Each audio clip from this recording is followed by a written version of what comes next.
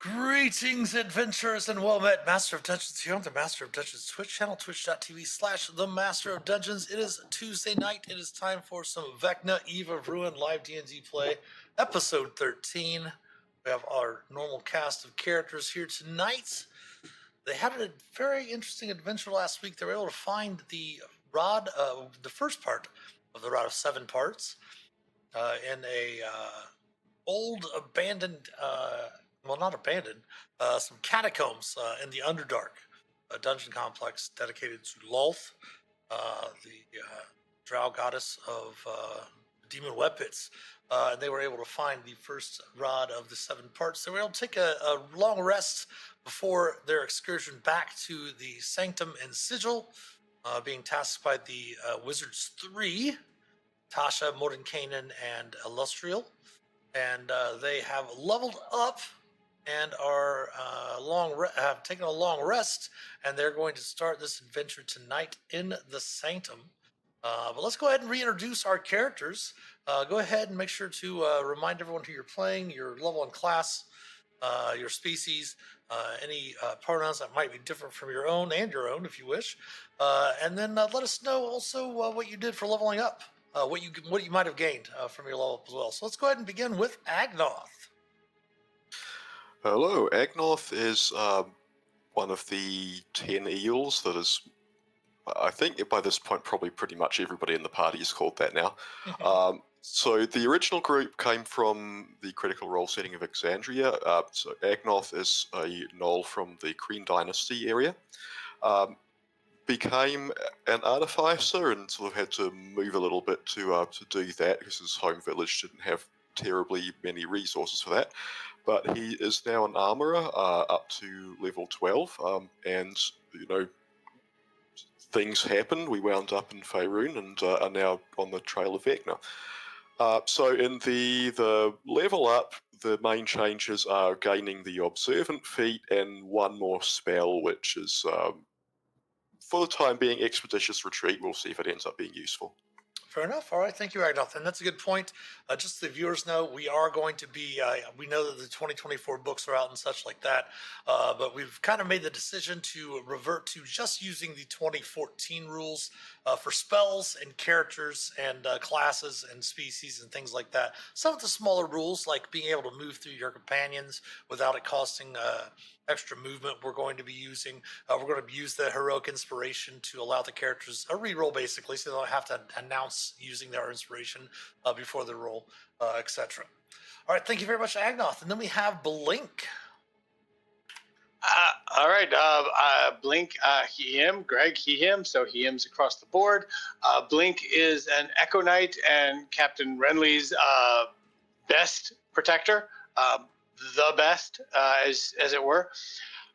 In terms of leveling up, Blink decided to come back, and he didn't like this being controlled, being held, being dominated, so he opened up a book. It had a lot of pictures in it, and he just studied it over and over again, increasing his intellectual fortitude. In other words, I took Resilient Wisdom as my level 12 Nice. feature because I'm sick of getting controlled. And yeah, as a fighter, that's really all the choices that I had. So Blink's ready to go. All right, very good decision, Blink. Thank you very much. And then we have Captain Renly. Hey there, Internet. I'm Greg. I'm also he, him, and so is my character, Captain Renly, the Fathomless Pact of the Tome Asimar Warlock. That's a mouthful. Yeah, every time it's a whole lot. Also originally from the Critical Role campaign that we ported over to Faerun, originally from Nogvarat, and now as this soulbound character, I'm just leveling up and, teaching my boy Blink the things of the world that we encounter. For level 12, I got no new spells, but I did get a feat and a new Eldritch Invocation. Eldritch Invocation, Eyes of the Runekeeper, I read everything. And for feat, I took Resilient Constitution. Nice. So I don't fail when I'm trying to concentrate, hopefully. Nice. Excellent. All right. Thank you very much, Captain Renly. Then we have Das, the Blessed. All right. Talus the Stormlord playing Das the Blessed, both he, him. Das the Blessed is a bit of the odd ball out of this group, or at least initially, although this is definitely an odd little group. But he is from the other Kryn. He is from the Dragonlance setting. So the continent of Ansalon. He was fighting in the War of the Lance with a different group of characters when he was blipped out of that and deposited into Faerun with this group of folks who we quickly got to know. Das is Das the Blessed because he's a paladin. He is also a very large minotaur. Also frequently known by Das the Best, despite what some other folks heavily trying to lean into that acronym earlier in this introduction. Das is the best. He is both a conquest paladin. He, coming to level 12, just had an ability score or improvement or feat. He took Mounted Combatant, and the main reason being, in our last battle, we faced off against a terrifying dragon-like creature, and the lance he had with him suddenly reignited with the power of the spirit of Paladine, and reforged itself into the dragon lance that he had once had in the prior campaign. That also reminded him a bit that he has somewhere around here a dragon companion that he is missing and is hoping to find and be able to use again in combat. All right. Thank you very much, Das. And then we have Davana. Hey, I'm Sarah. I'm playing Davana, she, her. And Davana is a Twilight cleric. She is custom lineage. She kind of looks like a dark elf, maybe, except she's covered with golden tattoos and has a tail, which might strike some people off guard. When she leveled up to 12, she also took Resilient, also to help her with those Constitution saving throws, because she might be using Spirit Guardians more often now. All right. Thank you, Davana. And then we have Minerva. Hello all, I'm Dana, she, they, playing Minerva, she, her, also custom lineage, also a member of the original Eels from the Call of the Netherdeep campaign. Minerva looks like a late Victorian shopkeeper. She's wearing like a black bustled suit and has like a Gibson girl pompadour.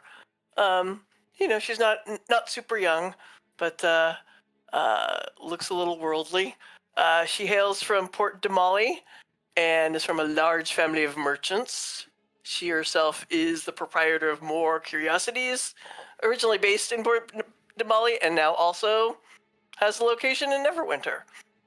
She showcases obscure items and artifacts she obtained on her adventures, as well as by trade. The trade might be not quite legal, She said that it is said that one such artifact pierced her mind with a warping influence and gave her the powers of an aberrant mind sorcerer. And so that is her class and subclass. And for leveling up, she is quite inspired that they found one of these and realized that she might need to be a little more charming and powerful. So she just went straight and upped her charisma to now she has 20 charisma because she was lacking in that because she took feats earlier. All right. Thank you, Minerva. So that is our cast of characters. And again, they have the first part of the Rod of 7 parts. And you find yourselves back at the Sanctum. Down here near the portal, where the portal took you to the web's edge, and stepping out of the portal, you find yourself yet again in the sigil sanctum. Sorry, I'm going to call it sigil, not sigil. Sigil sanctum. That is a sanctum that is basically owned by Illustrial. And she has gathered 2 of the more powerful mages in the multiverse, Tasha and Mordenkainen, too there. Again, stepping out of the portal, you see the plush antique furniture, including sofas and footstools arranged here. You see the grand staircase to the north, and of course this garden of ferns, flowering plants grows around this raised marble dais, upon which sits the portal that is thrumming quietly and shimmering with silver energy. as you step out, kind of almost feeling a bit of almost putting your hand through a bit of mercury as it kind of clings to your body slowly as you exit out of the portal and find yourself back in the sanctum yet once again.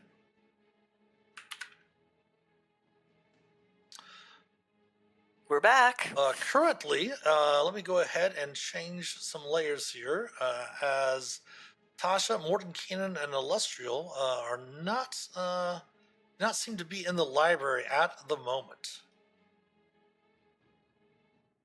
Minerva, now's your chance. Ransack that library. Yeah, let's go take a look. Yeah, grab what you can. Bag of holding in hand. Please tell you me do, there's something however, to eat other than spider egg souffle. You do see a figure coming down the rather large stairs to the north of the sanctum. Let me go ahead and give you a handout. Echo immediately comes out in front of Renly. Sure.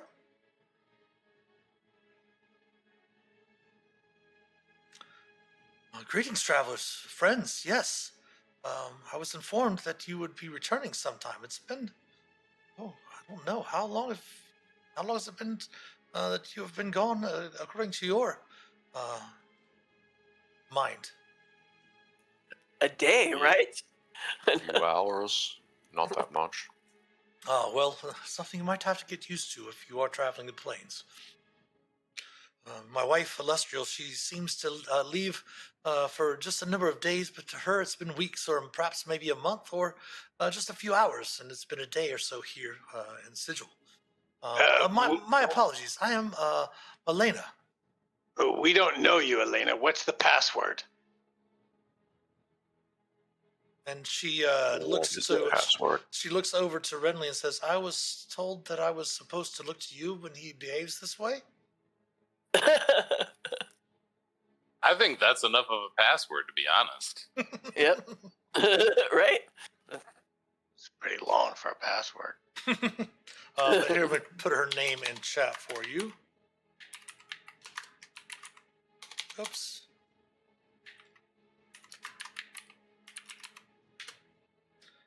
There we go. Elena, is it always the same distortion of time between realms, or is it like if you go here, it's this weirdness, if you go there, it's that weirdness, and it's kind of hard, or it changes all the time? Myself, I am not so magically inclined. My wife tends to such affairs. However, the library, and she kind of points over to this direction here, I believe. Let me double check that. Yes, she points over here in this direction. Is at your disposal if there's anything you wish to research. Lustrio and the wizards, Tasha and Mordecai, said that you would probably be in need of information. Is there anything I can help you with as well? I am at your service, she says as she nods. Well, we found one piece of the rod, so now we need the second, and I suppose that's where the library comes in. Yes, and the first thing you note, and I do believe Devana is carrying the piece of the rod, correct? Yes. Yes, I am. All right, so the first thing you note when you return to Sigil, you feel and have a sense that because the rod, kind of points to the direction of the next piece of the rod and such like that, that the next piece lies somewhere in a place known as the Astral Sea, Devana. As soon as you step into Sigil, you immediately sense that as soon as you step into the sanctum here. I say that out loud. I think Devana would have some sense of what the Astral Sea is, but maybe not a great understanding of it. Yeah, we would have an idea that it actually is in the astral plane. But other than Yep. that, perhaps you might need a little bit of time to do some research and such like that. Definitely. Sounds like, I mean, trying to find something in a sea sounds difficult, you know? Oceans tend to be large. Speak for yourself. Wait, is it that type of sea? I thought it was something different. So I don't know. I mean, it probably is, but sea usually means a big, large space, does it not? Agnoth, do you know if this is a water-based sea or anything about the astral sea? I assume I do know that it's not. Yeah, you have a basic idea of just a basic planar knowledge. I mean, everyone. I think you have a passive arcane of 25, something like that. It'd be 24, but yeah. Yeah, I mean, you have a basic idea of it, and not really. You don't have a whole lot of specific knowledge. But again, Milena did mention that the library is at your service. She also asks, "Would anyone care for any refreshments? It does appear that you're well rested after your excursion. Is there anything you might need? Anyone that needs to be contacted, or anything of that nature?" Can you contact Minerva and Mai's daughter?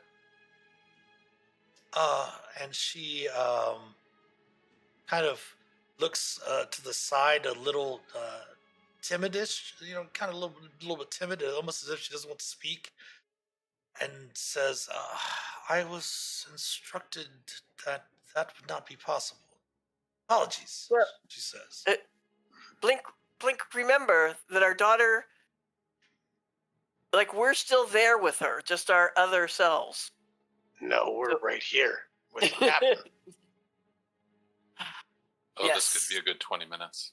Yes, well, yes. So don't worry, my family is taking care of her. Okay, 'cause she had that term paper. Right. I'm sure she's getting all the assistance she needs.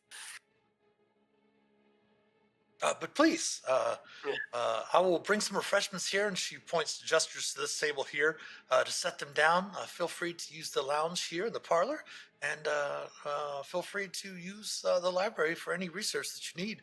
If there's anything else that you require, please do not hesitate to call.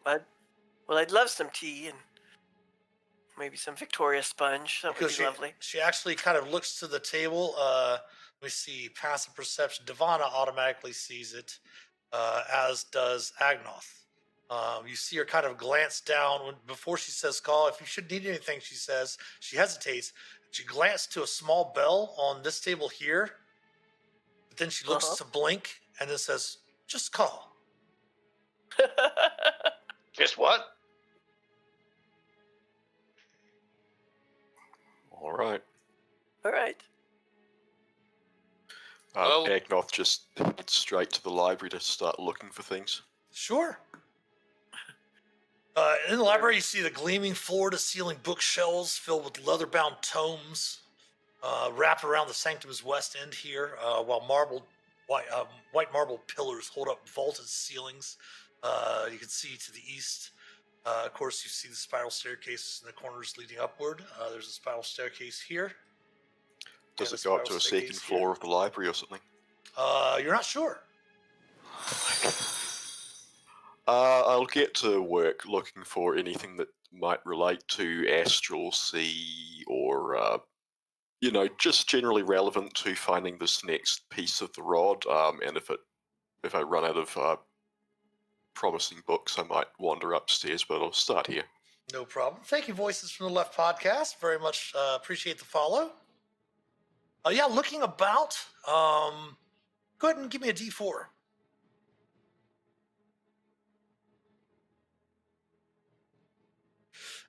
Doesn't appear that there's anything in this section. You do see a number of books on treatises of political history, things of that nature from way different, some realms that you don't even recognize the names of.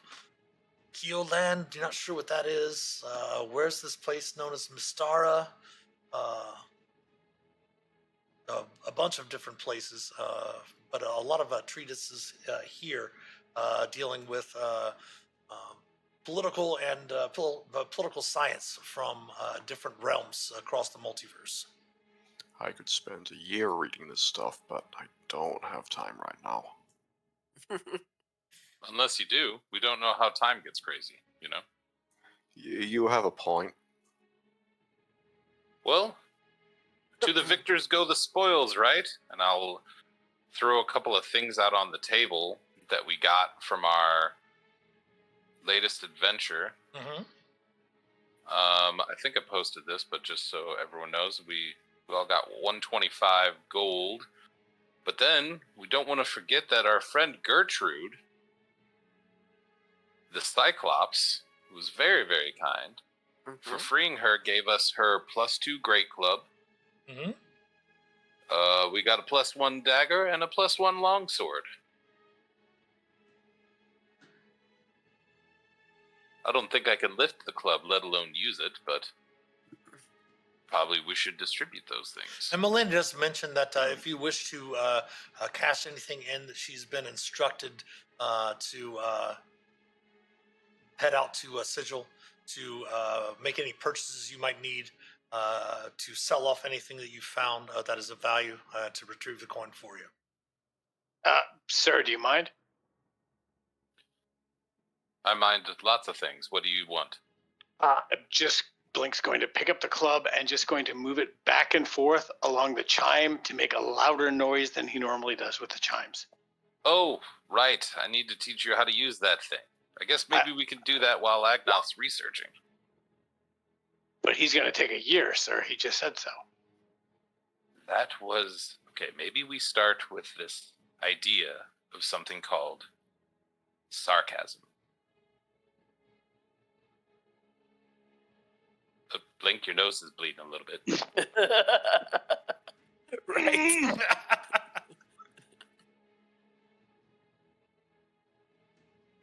All right, sir. I'm just going to hit my chimes off in the corner. In fact, I'm literally going off to the corner to do that. Oh, why don't you and I have a music lesson? Okay, well, grabbing a sandwich, I will wander into the library as well. And she does mention, Melena does mention that if you wish to retire or anything, or spend some time or anything of that nature, she does have a room and rooms for everyone here in the sanctum to rest and recuperate and study in private if you wish. Yeah, I think it makes sense to take this a little slowly.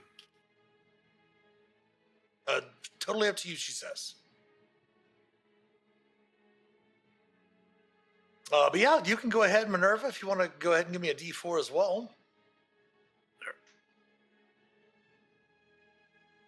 Excellent, excellent. Okay, so go ahead and Agnoth and Minerva. Is anyone else going to join them in the library? No. Devana will just aimlessly follow Minerva. Okay. She will also have some sandwiches. Yum. Sure, yeah. And Renly, Blink, Das, Melena does come back shortly with a tray full of all different types of finger foods and such like that. She does shortly afterwards come back with a couple of trays of some goblets and different beverages for you to partake of what you wish. Yes, Das will stay right here. And then she does head over into the little office area where you first met the Wizards Three. Okay, so now Minerva, go ahead and Agnoth, Minerva, and Devana give me a investigation check or a history check. Your choice. Looking through, might be skilled in one and not skilled in the other. And are the same. So, hey! Oh, I didn't use advantage. That was you. No worries. With that group check, you're all looking through. You do find a few things that discuss a little bit about the astral plane and the astral sea in particular. The astral sea is a space, basically the space in space of the astral plane. Yes, no camps tonight, Northwrecker. No camps tonight. It's getting ready towards holiday weekend, so we're just all chilling tonight, relaxing. But the astral sea is basically the space between space. The astral plane itself being a almost formless, wispy air like plane of existence. And the astral sea itself is what basically kind of, for lack of a better term, getting from place to place through the astral sea within the astral plane. One of the things you find out is that time is meaningless in the astral sea, and creatures can survive there indefinitely without food or drink.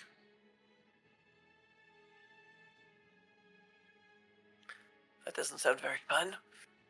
Additionally, it contains breathable, comfortable air suited to the life forms that would be traversing the astral sea. One interesting thing that you note is that many creatures to travel the astral sea will use spell jamming ships or other vessels to make their way across it, but vehicles aren't necessarily required, as in the astral sea, a traveler can propel themselves by thought alone. Oh dear. Meaning that Oh. creature can pretty much most creatures pretty much have a flying speed. Mechanically, you would have a flying speed in feet equal to 5 times your intelligence score. For some of you, that's really Oh, fast. For some of you, it's going to be definitely lagging the group down. I mean, you're going to hear the backup signal.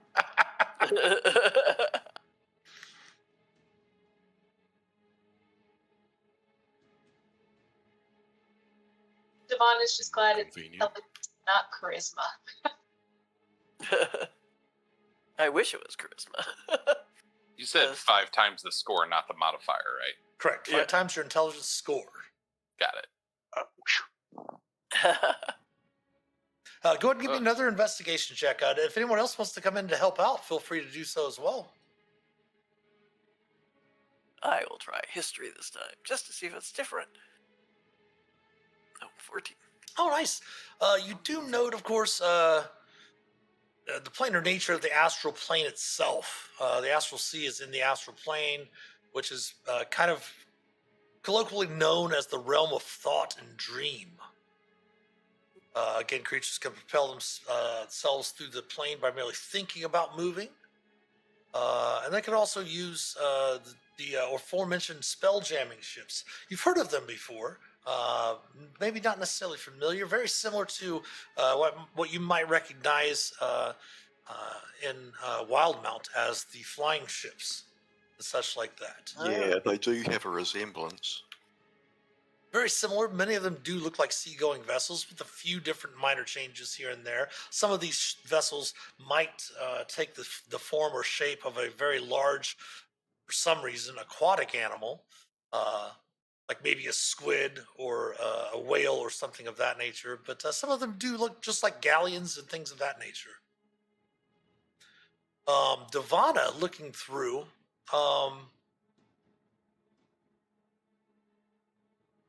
you note that scattered, you find some information that talks about scattered throughout the astral sea are the remnants of dead and dying gods who were there either because they were forgotten by their worshippers or they were slain at the hands of more powerful entities.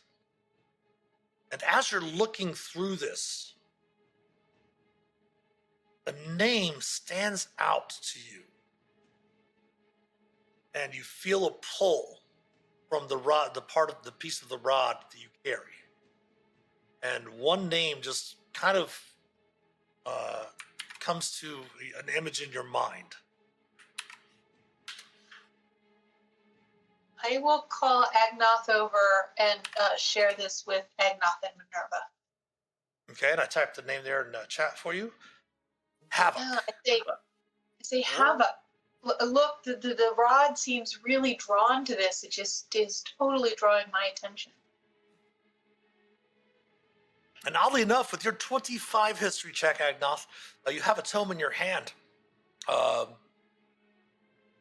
perhaps serendipitously, but you look down and it is discussing a deity long forgotten called Havoc. Last seen, it was a floating form in the astral sea. It's a petrified form, hundreds of miles long, weighing thousands of tons. It once had 8 legs and 2 heads that each held a single unblinking eye. But it seems in the text that you're researching that Havoc lost worshippers and power over millennia. And as such, its legs and heads snapped off, destined to drift forever in the astral sea.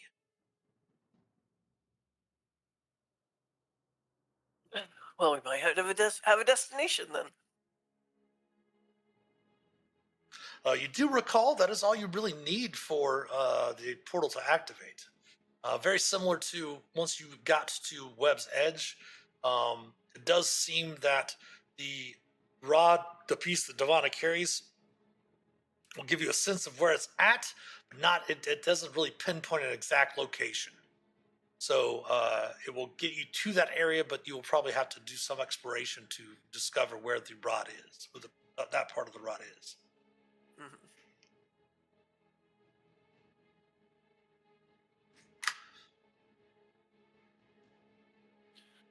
Right. So, Blink, you know how I can do spells, magic, right? Yeah, you have that squid guy who gives you things. Sure. But sometimes magic can come from an object, like your new musical instrument. I'm not following you.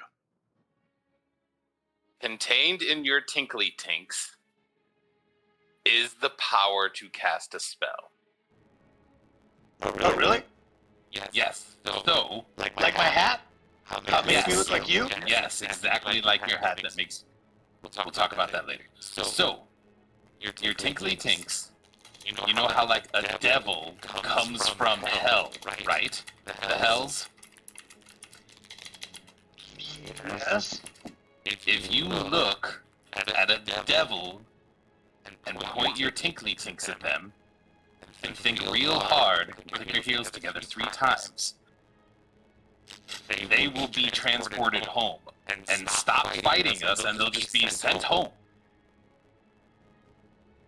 Okay. But it's for bad guys only. So Don't try and use it on us and send us home or anything. It's for bad guys only. but if you can get us home, It can't. I'm telling you that flat out right now, it can't. So bad guys only. okay, bad guys only. Oh, What about him? What about him? Blink, Like, Blink, give me over a- at DOS. Blink, give me an insight check.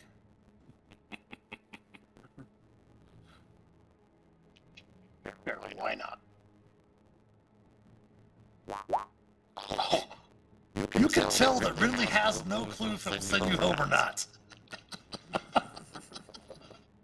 He doesn't know.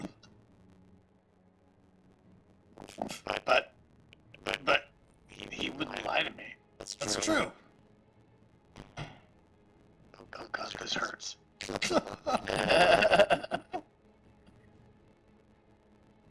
I'm trying to explain it so you understand. Like I'm just so bad guys only, and it'll make one of them go poof and be sent far away. But you really gotta focus on it. You gotta think about it and not stop thinking about it for about a full minute. Think about what, sir? We may need to give the tinkly tinks to somebody else. I like But you like so much. Everyone, don't forget to go ahead and refresh your heroic inspiration. maybe we could like tie a couple of spoons together and give him a different instrument. I don't know. This maybe was a bad idea. Agnoth could probably make him something. True. Alright, so bad guys only. I think about it and I tinkle. Okay. I'll take that as a win. Really gonna take that as a win. And blink, and I'll get close and I'll whisper. I'll just be like, as much as you don't want to believe it sometimes, I believe if we're sorting people, Das falls squarely under the good guy title.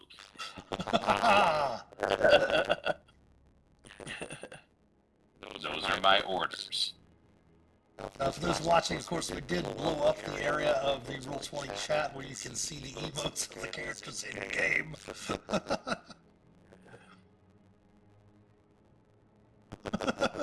So no using this against Das. He's a good guy. But I wouldn't go so far as to call him best, and I'll give a little bit of a wink to Blink at that one.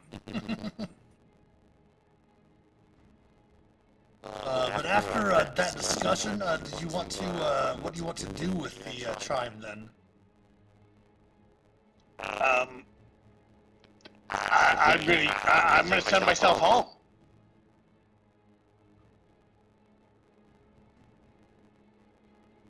Oh dear. Remember, Bradley said we can't do that. We gotta listen to the captain. Well, no, Devana, it only works on one person at a time, and if he wants to send himself home and neglect his bodyguard duties and leave me here all alone without protection, Sir! hey, I'm just saying. There we go. That's why you gotta use it on bad guys only, Blink. Alright, I'll use it on other people. Maybe Minotaurs. And I clap my hands together and be like, this is gonna end very, very well. But with the research Agnoth, Devana, and Minerva have figured out, you do have an idea that the rod is pointing to the Astral Sea, specifically near the corpse of a dead deity named Havoc. We have our destination. We have our heading, I guess is as they say. There you go. Melina just go ahead. a few more sandwiches. She's just gonna go, like, before we go anywhere, I know you don't have to eat there, but I like the taste of these things. No problem. Melina will come out and she will, anything you need to exchange. Is there anything you need to purchase for your travels? She will head out and retrieve those for you post haste.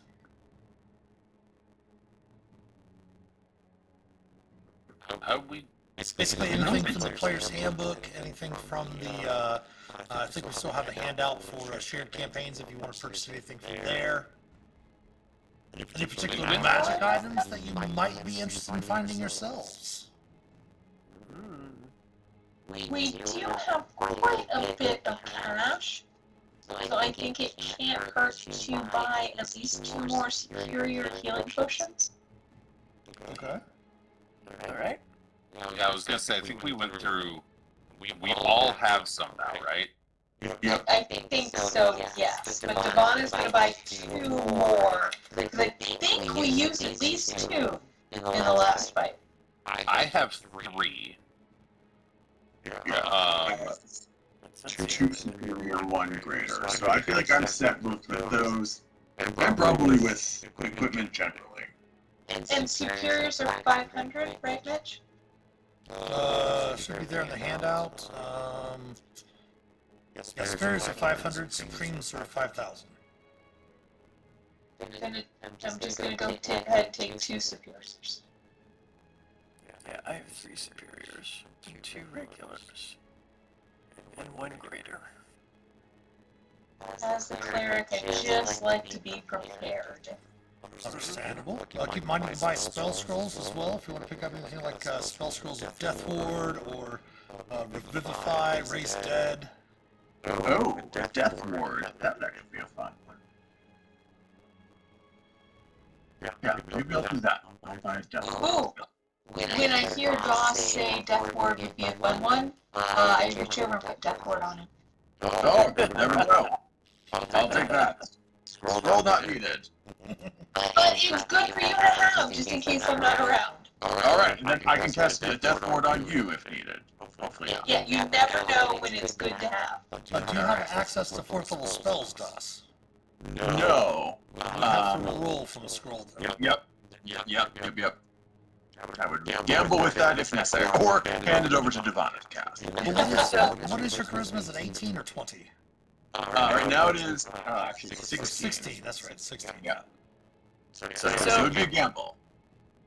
In our research, did we come across anything? Do I think that there's any spells that might be helpful to us there? Sounds like we can breathe. You can breathe or you can move. Or getting scrolls, either one. If you wanted to pick up anything like, you do know, I did note in some of your studies that the majority of types of creatures that you would meet in the astral plane would be aberrations. Oh, that would definitely like something would tickle her. Yeah. For neck hearing that. Exactly. It's like, oh great, psychic resistance. This is what I need. I'm gonna go ahead and buy. I'm gonna spend 1,300 and get a scroll of magic circle and contact other plane. Okay. Oh, you're fancy. Of course. I never know what to get until I need it. Gracious.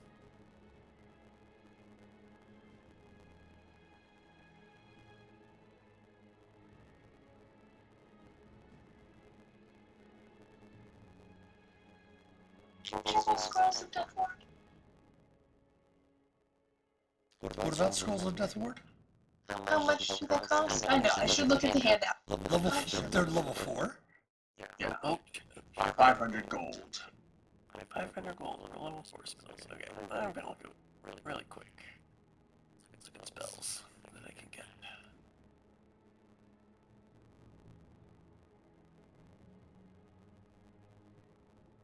While they're looking things up, does this library have any vermin? Rats? Other things like that? None. You mean like actual things like running around the library? Something I could practice tinkling on. No.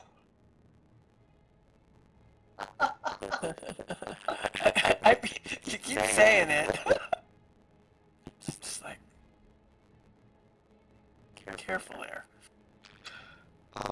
Now, the spell scroll cost does not include the cost of components, right? So if it has components that cost something, you have to add it to that? No. Spell scrolls. Let me see here real quick. I apologize for my background there. Oh. I think it says it like essentially like Don't holds require, in yeah. any yeah. Yeah, using the spell scroll. Basically, when the spell scroll is created, any components would be used in the casting, in the creation of the spell scroll. So when you cast a spell from a scroll, you do not require the components. Okay, when buying it from the list, does that change the cost, or is it No, just they don't make as much profit on it? Okay. In that case, I might as well buy a spell scroll of Revivify, just in case. Excellent. Yes, in case your cleric goes down. I think it's a very good idea. I second that. I second that so much, I will put in 200. I It also came close the last session. Yeah. I also have not only Revivify, but also Gentle Repose. So, if one of you dies for good, I can make sure you look nice for a while. Yeah, you can Also, preserve the body until Devonic can cast Raise Dead. Fine. Yeah. also, Fire, you are in my book, and if you go down to 0, you go down to 1 instead. But that can only work for one person per day. So if one person has it happen, then the other people can't benefit from it. Can we buy diamonds? Sure. I would like to buy 2 diamonds worth. Sorry, I'm gonna look it up. Whatever it is, I will look it up and take that out of my inventory. But I want 2 diamonds. Revivify is 300 gold. Thank you. I will send 600 gold on down. Okay.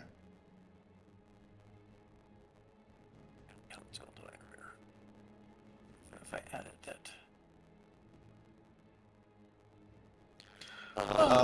Were you chipping in towards the spell scroll cost as well? Didn't quite catch that.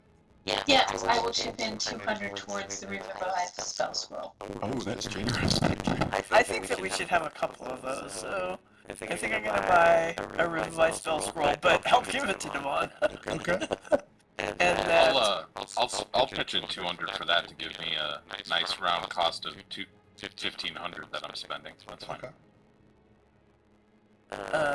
and then I think, even though I have this prepared, I think I'm going to get 2 spell scrolls of Intellect Fortress. Because for my friends who might not have psychic damage resistance.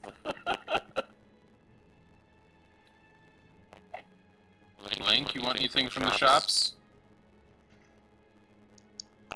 Blink is just taking his bag of holding out and shoveling all the finger sandwiches that Alistair White put down on the table.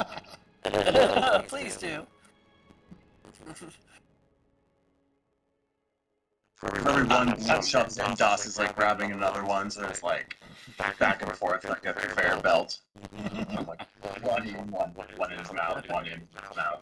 Is this an eating contest now? Blink very, very painfully, begrudgingly gives DOS the very smallest nod of respect at that. Mm-hmm. But yeah, we'll have to have an eating contest at some point or another.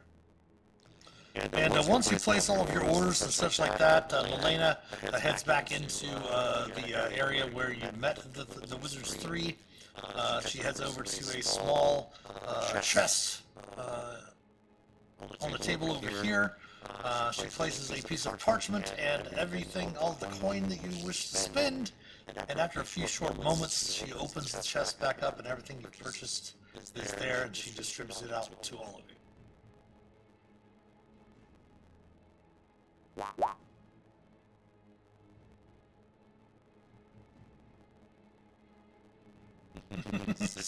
Sigil's Amazon is very efficient, yes, indeed.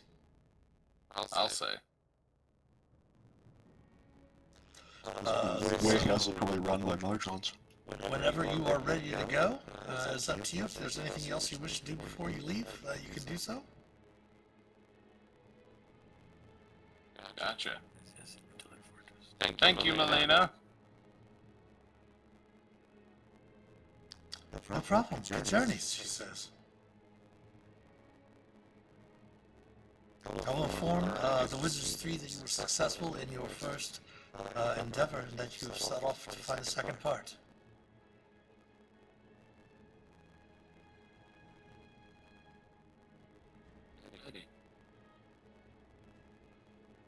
Into the sea?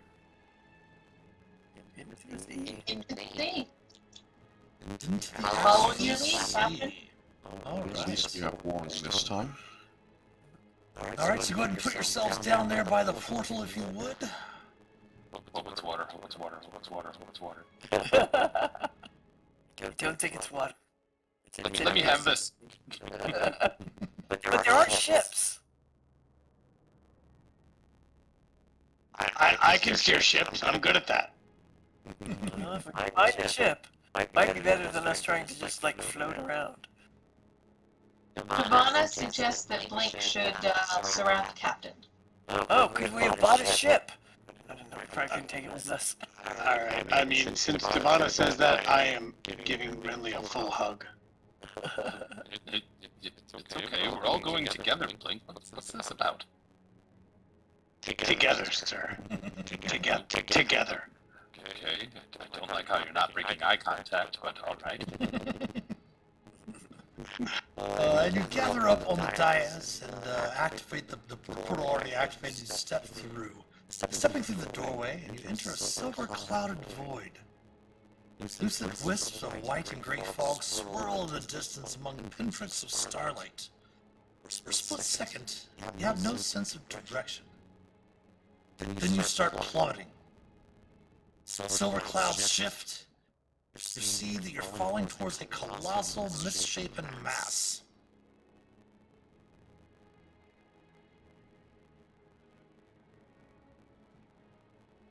Everyone give me a intelligence check, please. Not a problem. Straight intelligence. A check that's straight in. Yes. Yep. Yes. Can I use my heroic inspiration for that one? Certainly can. There it goes. Much better. Worth it. Everything seems fine. All right. Not a saving throw, so that plus 3 doesn't apply. No problem. Your DC was a 10. You all start plummeting and then immediately realize that with just thought alone, you can fly. And you are able to catch yourselves stop yourself from just falling, and are able to begin to propel yourselves using your own thoughts. Kind of gathering up, Devana, you kind of feel the rod pulling you in the direction of the stony mass. I will point in that direction and say, I just feel like we have to go there. Agnoth is going to take a second look at the stony mass. Does it look like what we read about this havoc? From this distance, the distance is really hard to judge, as you really don't have anything else to judge how far away from something you are. You might be a mile away from it, you might be 10 miles away, it also might be 10,000 miles away from the size and scope of the void around you. It might be this mass might be the body of the god that you read about.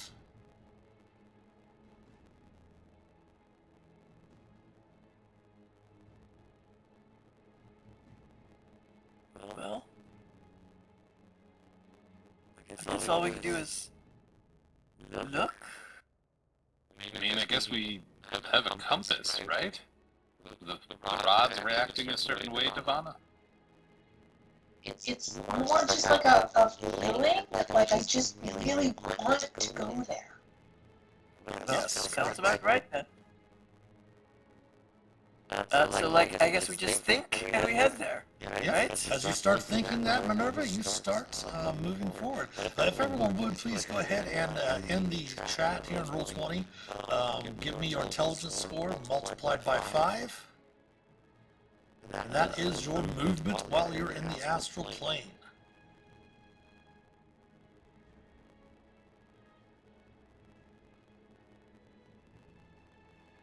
Agnoth.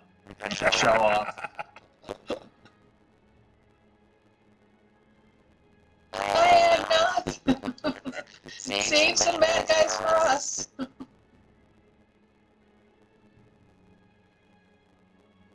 I'm probably not going to go at full speed. All right. So you all start setting off. Go ahead before we move you over to the new map. Go ahead and put yourselves in an order as if you were marching to the west. 2 abreast or 3 abreast. If you want to march in that order, that's totally fine. Devana, would you be kind of up front if you've got the rod, our little divining rod, as it were? Yeah, Minerva, can I swap places with you? Yeah, I think I mean, you and I are going about the same speed, so I figured we'd kind of be going around the. Okay. I can be right behind you, though. Sir, if she's up front, sir, do you want one of me to watch her? That would be very kind of you. Blink. What? Divine Ingrod. You're a cleric. Yeah, please do that, Blink. All right, well, I'm going to copy and paste. Go ahead, Blink, move your token, and I'm going to copy and paste. And before we move over to the new map, we do have an ad break coming up, so I'm going to copy and paste you over to the new map. We're going to go ahead and take our small little ad break here. For the viewers, go ahead and stretch your legs, use the restroom, grab some snacks, refresh your beverages, and we will see you on the other side of the ad break. So stick around, we will be back very shortly.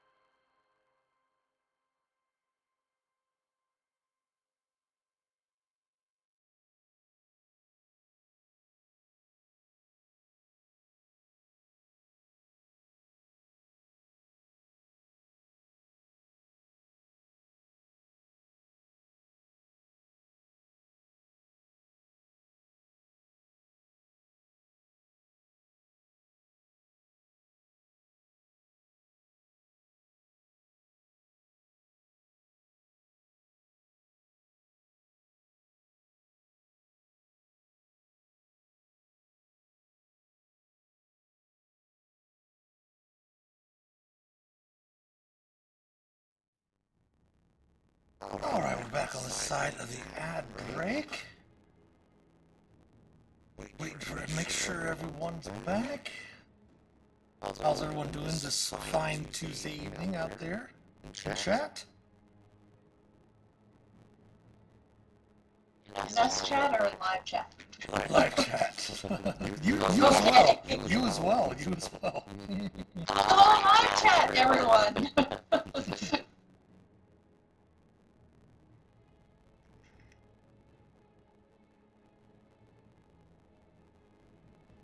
I am just happy to be playing.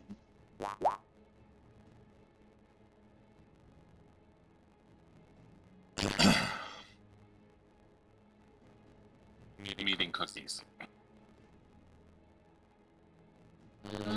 Cookies. What kind of cookies? That's the important part.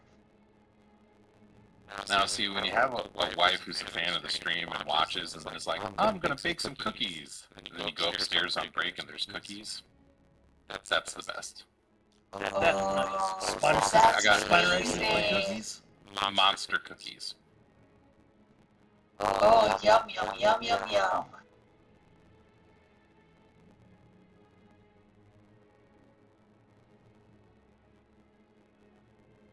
Anyone have any? I know that Brinley had shared their fairly busy Thursday for Thanksgiving. Anyone have any other major traveling plans or anything like that?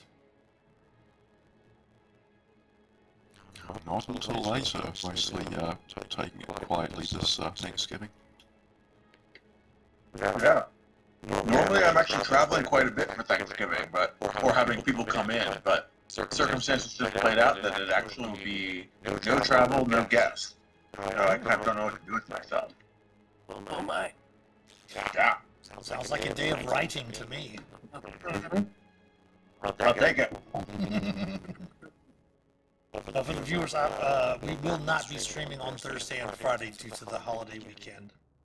We will have our normal streams tomorrow and we'll be back on Sunday for our next episode of Vandal or Below. But tonight it is Vecna Eve of Ruin. Looks like everyone is back.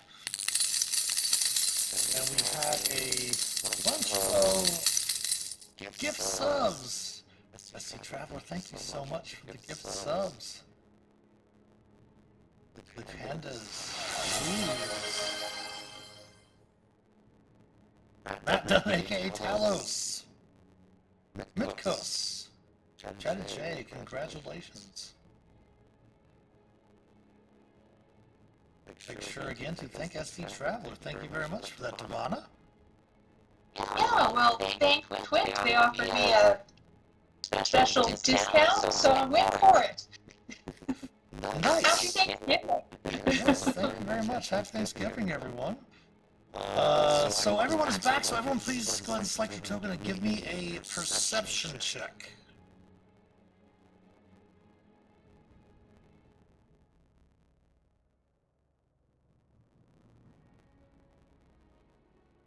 What is with Blink on high on perception and insect checks tonight? I've got brains I haven't even used yet.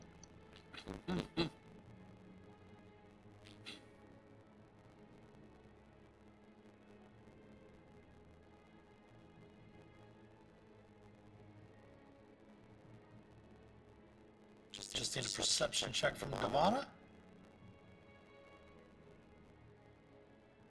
Sorry, not being very perceptive. He's being very correct.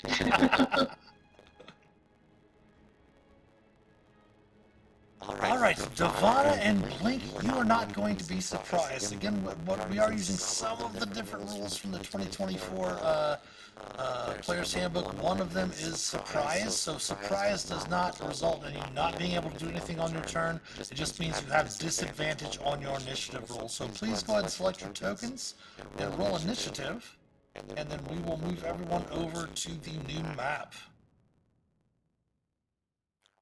And I'm guessing helmet awareness might stop the surprise as well. If you do have something that makes you immune to surprise, you will not be surprised. Okay.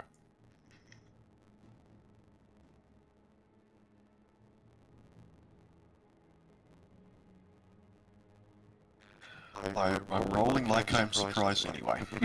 Yeah, me too. I'm shocked, I think. Just a teeny tiny bit more shocked than eggnog. And that is everyone's initiative with disadvantage if you had it, correct? That's DOS with disadvantage. So. Yeah, 18 is rounding Yeah. up to the advantage. 3 was Devana with advantage. Alright, Yeah. so give me a second, we'll move you over to the new map.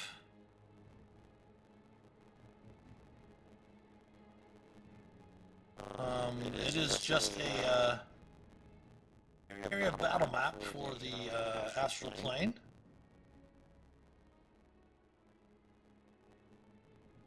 Traveling across, heading towards the mass. Blink looks up, as does Devana. Blink, your eyes, scanning the void, the sky, everything, looking to see if there's any danger. And indeed, you see amid the clouds 2 large globes of light bobbing towards you. As they get close, you see Devana and Blink. You see these large anglerfish-shaped outlines, each following a bobbing light. And let me go ahead and show you what the creatures look like as they do move to engage you. Oops.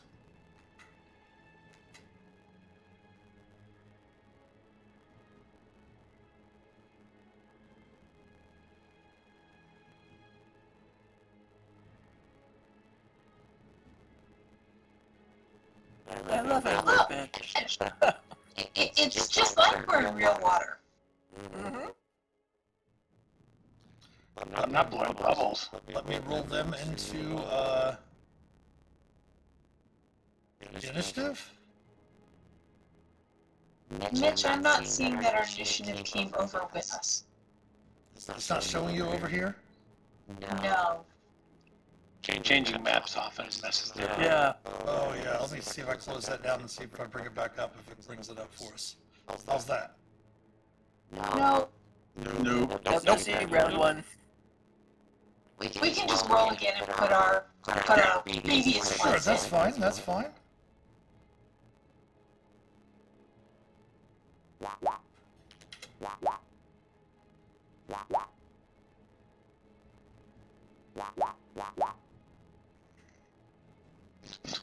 Pulled the same thing.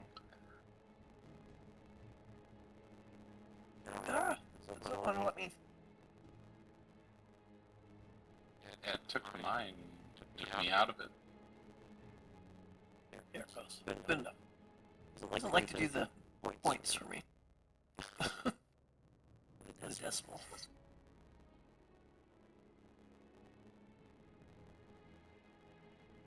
Go ahead and roll again, Renly. I would have to take everyone out of the first initiative. Oop. And you can change that. Not adding you in there. No, I'm on a map that I can't select my token. Friendly, are you not with us? I don't see you. Yeah, I don't see you either. Link? Well done. Wait, what did I do? I'm here. Why? Give me a second. That's pretty crazy. Did Blink accidentally tinkle him out of yeah. That's it. That's it for me, everybody. Hope you have a good Thanksgiving. Captain out. Go eat some cookies. Right. I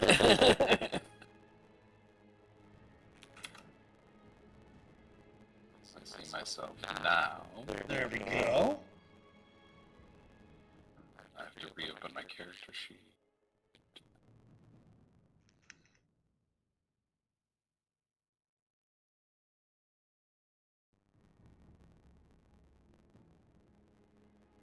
There I am.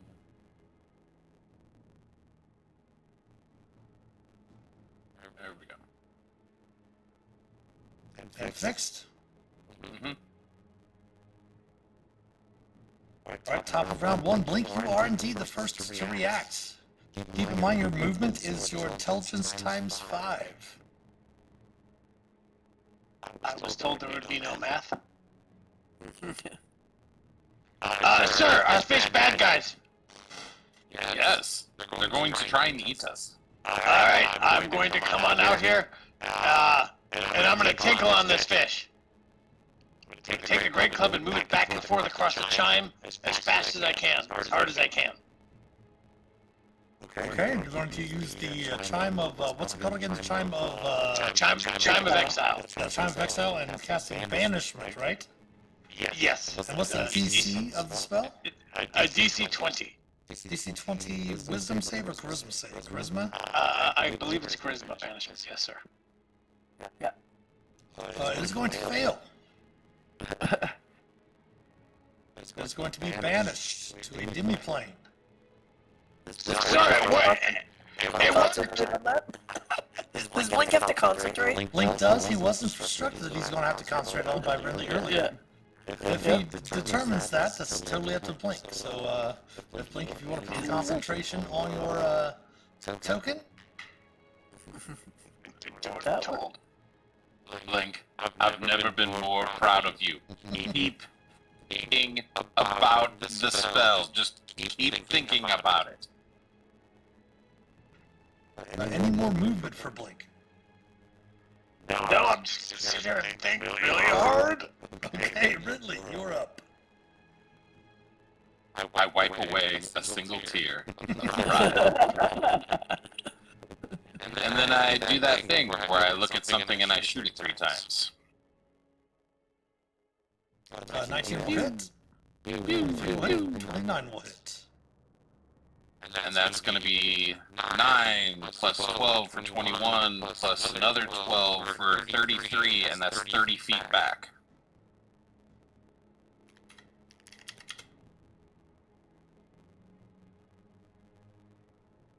And anything else for Ridley? Nope, that's good for me. All right, Das. Let's see. Das gives a side eye to Renly, who again pushes a creature out of the area. It was going to eat me. But actually, well, yeah, he's just gonna move to engage. 1, 2, 3, 4, 5, 6, 7, 8, and Laura's going with him. So he'll just move there. That's all he's gonna do for the moment. And actually, for future rounds, I actually think Minerva, I think your initiative is better than mine, so I think you go technically ahead of me. That doesn't matter. All right, and turn. Oh, actually, no, I'll dash. I'll dash. Can I intelligently dash myself up to it? Yeah. All right, there we go. All right, Minerva. Well, that's still in range for a fireball, so, I will just do that. And it's like, scary thing! Though, really, I kind of like the peaceful option, but, yeah. I knew you said fire bolts, not fireballs. Yes. Head. That thought lives rent free. 46 will hit. For a whopping 7 fire. God, what a horrible. Look how horrible roll. Oh my god. Did we determine that I can pull it closer? No, I'm not gonna do that. Das is right there. I'm fine. No bonus actions. They're moving everything everywhere around you, Das. The creature is up. Its first thing it's going to do is going to take a bonus action. Its bonus action is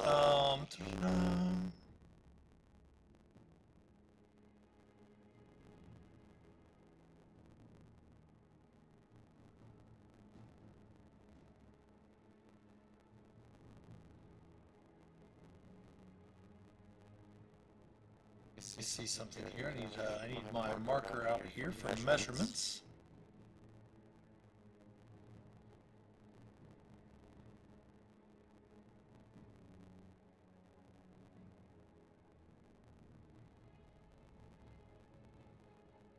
Excellent. All right. Let's see how Blink's new wisdom works, as it's going to target Blink. Ooh. Blink, please give me a wisdom saving throw. Okay. I will use Indomitable because I'm not in Das's aura. Okay. All right, There we you are go. able to save. And concentrate on the spell, because keep in mind incapacitation does cause you to stop concentrating on spells. Yep, that's a smart fish to try that. That was its bonus action. And its regular action is going to multi-attack, making 3 bite attacks against Das. Attempting 3 bite attacks against Das. AC 23 Das. Hits. For only 6 piercing because of your heavy armor mastery. Yep. A missing and a missing. Alright. That brings us to Agnoth. Agnoth is going to, well, I guess you don't really have to light the jet so much here, but, you know, still going to just rush right in. That's not even all the movement. Right. Take a couple of swings. So Thunder Gauntlets, that's a miss. And that's probably also a miss. That is So a miss as well. he's going so fast he cannot aim. Even if he Kind of come back a little bit and have to swing back around. yeah. I think that is... Oh, I can do one thing, which is bonus action Guardian Armor, and I'll get some temporary hit points from that. But Okay. yeah. Devana. I will move my 60 feet forward. 25, 30, 35, 40, 45, 50, 55, 60. And I believe that gets me in range for Toll the Dead. Yes, it does. I will just go ahead and Toll the Dead. Alright, attempting its wisdom saving throw. Oh! Just made That is one wise fish. Just made it. Anything else for Devon? Any bonus actions? No, that's going to be it for this round. Link. Oh wait, sorry, I'm concentrating. Alright, but I can at least move back to Sir and protect him. Oh, sorry, Minerva, excuse me, pardon me. okay. As Blink kind of waddles through the air, trying to fly back to the group. That's actually as far as I can go. I will send the echo out 30 feet, even though it really doesn't matter much, and just sit here and use my newfound brain power to concentrate. Do you want to give me any sort of ready action or anything? I mean, I'll ready an action to hit anything that dares to hit Renly. Okay. I mean, always. Renly. I shall do 3 more pews, but none of them with repelling blast. Okay. That will hit. 9, Hit. 7, Hit. 9. So 25. That'll do it. Das. Alright. Das nods approvingly, perhaps slightly condescendingly, at Renly for that choice of non-repelling blast, and pulls out his long, he has out his long sword. He will do precise strike on the first one, so that'll be an advantage. Yeah. All right. So let's see. It is 12 flashing, and the 3 of the 12 above is basically does it have a resistance to flashing or radiant? Nothing. Just that I don't know. It's all 24 together, right? Alright, yes, just keep adding that together. Then it has a precise strike, which is also a D8, but then it is twice. So that's 10 more, and then we'll throw a we're gonna throw a second level smite on this, so that would be, I'm assuming this is not a fiend or undead. No, it does definitely appears to be some sort of monstrosity. Okay, so a second level smite will be 3d6, so that's gonna be 66. 3d8. Sorry, 3d8, so 68. 1d damage. And it had exactly 20 hit points. Alright. I don't even need my second attack. This time, Dawson looks over and looks at Blink and just nods slightly condescendingly and ends his turn. Alright, give me 1 second. I'll add that one back in because that one was my initiative holder. Here we go. So that brings us to Minerva. You turn around and you see where the other one was. Blink is staring in that direction very, very hardly, very, very hard. You can see the veins kind of bulging out on his forehead. His temples seem to be throbbing. I know the spell because I have it. Yes, so, yes, concentrate. so I know it's only going to last a short amount of time because I'm assuming this is their home plane. Is my assumption? Correct. So how are they? Is that one kind of in the way of where we're going? Because I'm trying to figure out if I want to like stay and hold an attack. Well, I think I'm just going to keep going towards where we're headed because I have a long range attack. So if I have to turn around and attack, I will. So I don't know which direction that is, but I would probably say like we could go or we could hold attacks. I say we rush. This thing's not going to be vanished forever. Let's just move, and hopefully by the time it comes back, we're long gone. Yeah, I will at least go my movement, and then I'll just hold a firebolt if it, for some reason, Blink loses concentration. Okay, so you're basically, everyone's just going to keep moving on until hopefully it move far enough away from it. Is that what everyone would like to do? Sounds like a reasonable plan. All right. Yep. We'll go ahead and remove you from initiative, as that creature does not have as much movement as even the dullest witted person of your group. Oh, interesting. I would think they would go faster. Taking you out of combat and continuing your journey. And I'm sure Blink just keeps concentrating for the whole minute. Like straining. You could substitute minute for session.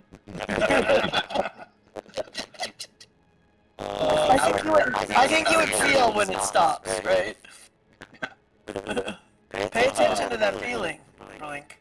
Like when it doesn't work anymore, you will feel something release. Don't say it that way, Minerva. Well, you know, like we no longer have to tinkle. So, Yeah, I mean, it was already cut off before I could say it. Oh dear. But you start rushing, using your dash actions and stuff, flying through the astral sea. It's about a mile, you assume, from the distance from the portal. You can still see the portal off in the distance. You do see, once the Star Angler does pop back in, it kind of looks around, and you see it kind of meander over near the corpse of the other one, and it kind of strikes off into the distance, away from your group. And as you get closer, you see that the stony mass itself isn't a planet or an asteroid, but a colossal creature, just as Agnoth surmised. It appears lifeless. Shattered ribs arch over the creature's mossy spine. The air crackles around it with decaying magic. Among the bones is a shipwreck. A large galleon broken into 3 large chunks. See the stern castle, nestled in the corpse's hip bones. The starboard section of the galleon embedded in the rib cage.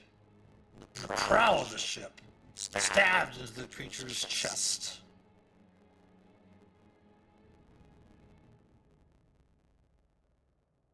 And Ivana, you can sense that the rod, that the next piece is located somewhere in the ship's wreckage. I tell the team that. Well, guess we should approach cautiously. Does it seem like there's any signs of life there? Can we stealth in space? You can move quietly, but if anyone's looking for you, there's not really any place to hide, as there's nothing to hide behind. Yeah, only if we go invisible. But do we? Is there any signs of movement? Does it seem like there's any life there? I could always like. Give me a perception check, as the closest parts to you would be the stern castle. You see that deck that's kind of in where the hip bones of the creature would be. I'm gonna be like, I'm like Devana, you should check. Take a look around. Devana will take the lead and see if the Does someone have a spyglass? I've always wanted one. so I've always wanted one. I'm double checking. They're only 1,000 Yeah. gold. That's what the captain should have. That's gonna be your birthday present. Yeah, holy. I'm looking. Yeah, I don't think I bought one earlier, so we should do that next time we're back. I mean, if we make it back to the sanctum, we've got to go back. Yeah, I'll buy glass next time. And Devana will take the lead, just following her gut where the rod tells her to go. Okay. Go ahead and give me a perception check then, Devana.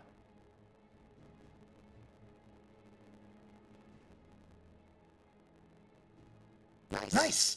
You do note that as you get closer, the stern segment of the this what appears to be some sort of galleon, you see a large nameplate on the back of it. And it does seem to bear the name in common, Lambent Zeniths. I of course share that with Brooke. You know anyone named Lambert? Do not. I didn't think so. That is the name of the ship.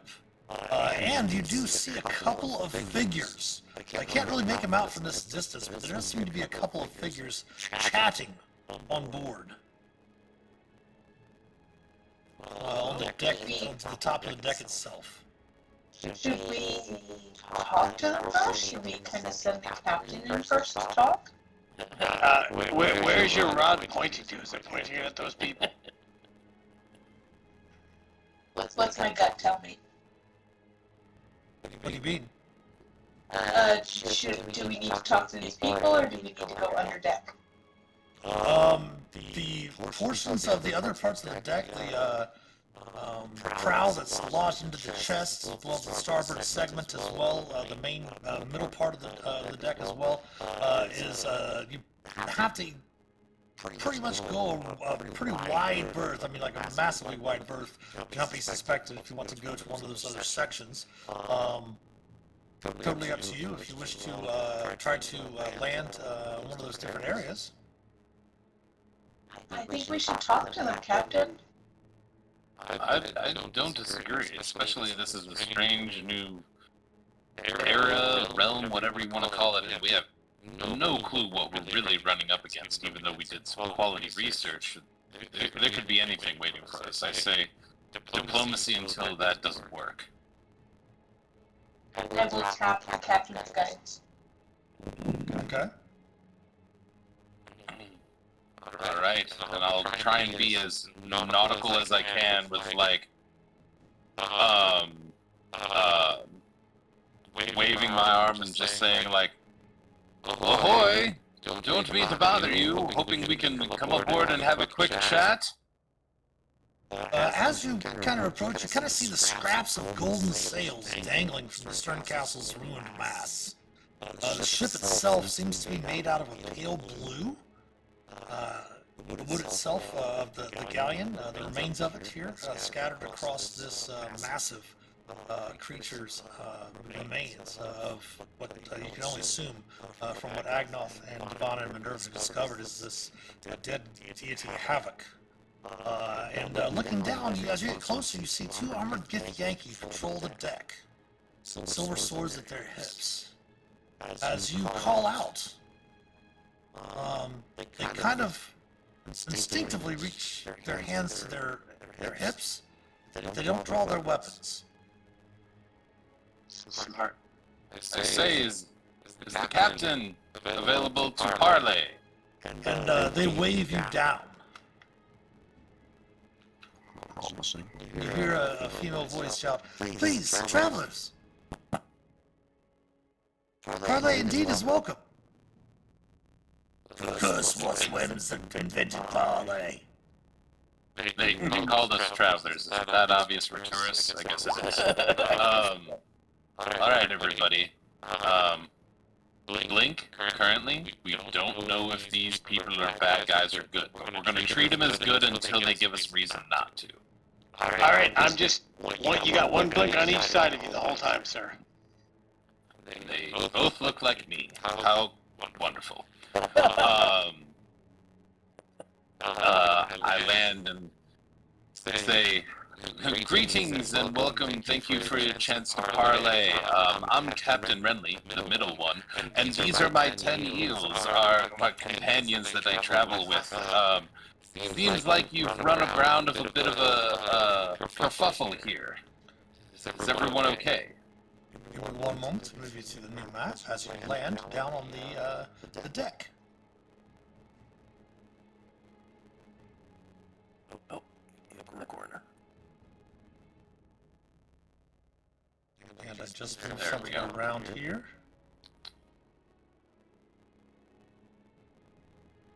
And the two of the Githyanki greet you.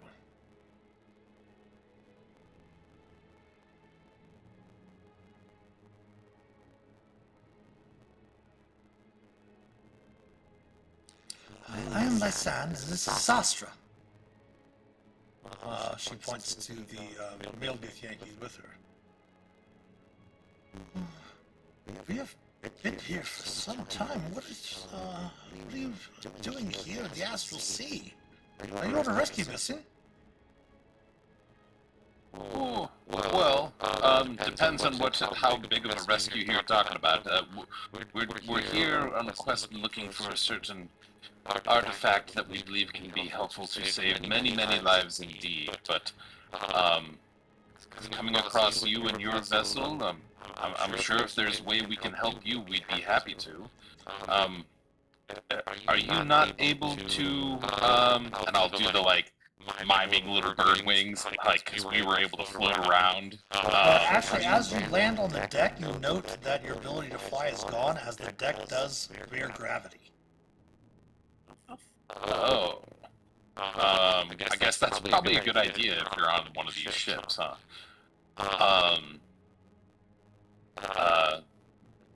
Well, tell me, we can share information, but, what mission or venue were you sailing to, and share the tale? Well, we are bosuns here on the Lambent Zenith. Welcome for what it is. And they kind of look around at the destruction. You see the mass of this rocky mass of this dead god. You can see parts of the ship embedded here. It says, "We're not sure if our captives survived, but Ilrin has stepped in the captain's interim to kind of take care of things since the first mate has fallen ill. Our last voyage, the Lambent Zenith, was a sailing ship that sought to herald hope, community, and order across the multiverse, but the current mission came to an end a few months ago when the ship collided with this body of dying god." So this deity slaying is not your doing. You just ran afoul of it. "Oh no," Sastra says. "Though we might be fine sailors and soldiers indeed, we would not have the power to do such things." I mean, if you're a fine sailor, how did you not miss this thing? It's pretty big. I know how to steer a ship, and I would kind of go around it. Yes, it does have a bit of powerful magics. The proud self was outfitted with some fancy magic stuff, beyond my understanding. But apparently this magic malfunctioned when the ship crashed. So mind you, if you use these sort of magics to move from one place to the next, without moving, as it were, what is it called? And Lysan says teleportation. Yes, be mindful of that. Magic spawns portals that lead elsewhere in the wreckage. Here are their names, by the way. Let me type that in chat for you. Yar. I look at Devana and Das and say, sorry, you said your first mate has become ill. Yes, We might be able to help. And looking again at Devana and Das, at like, not trying to offer your services, but Sorry, I'm sure that Devana would pick up what you're laying down, but Sarah is not. well, if they have somebody that's ill, we have people with some healing. Oh, yes, absolutely, Joy. Yes, I would absolutely heal them. Well, we don't really necessarily know much about what afflicts Figaro, but if you wanted to speak with the second mate, Sarah, she's in the galley below. And he kind of points to the stairs here and to the stairs here.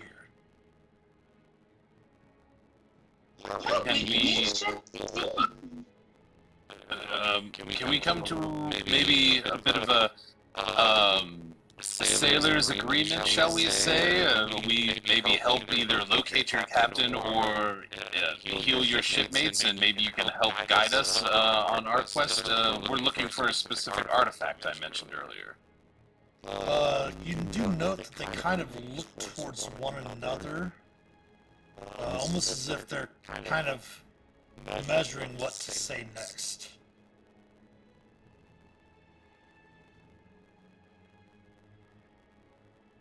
Yeah, I'm gonna let it hang there all awkward until they respond.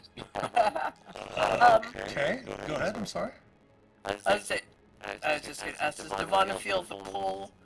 We don't feel it's on the ship, right? We feel it's... So it's somewhere in the wreckage of the ship, yes. Oh, it is. Okay.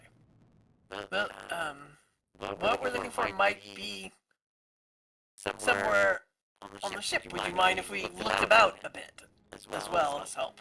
I don't think that Ilrin or Cassio would be happy or like to do that.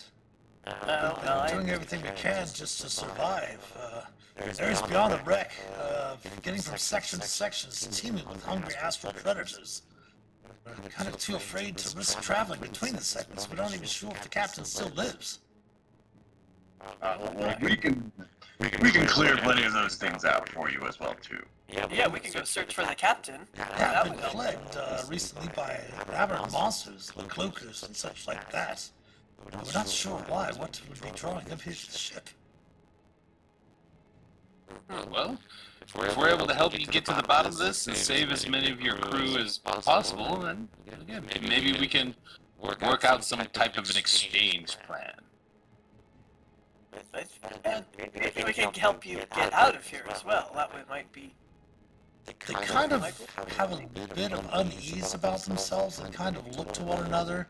And Lysan looks to you and she says, perhaps it might be best for you to speak with our second mate, Kaisira. Again, she's... Let's start there then. Yeah, that sounds like a plan. give me an insight check. Anyone? Yes, anyone. There's only 14. It's 14. Hey!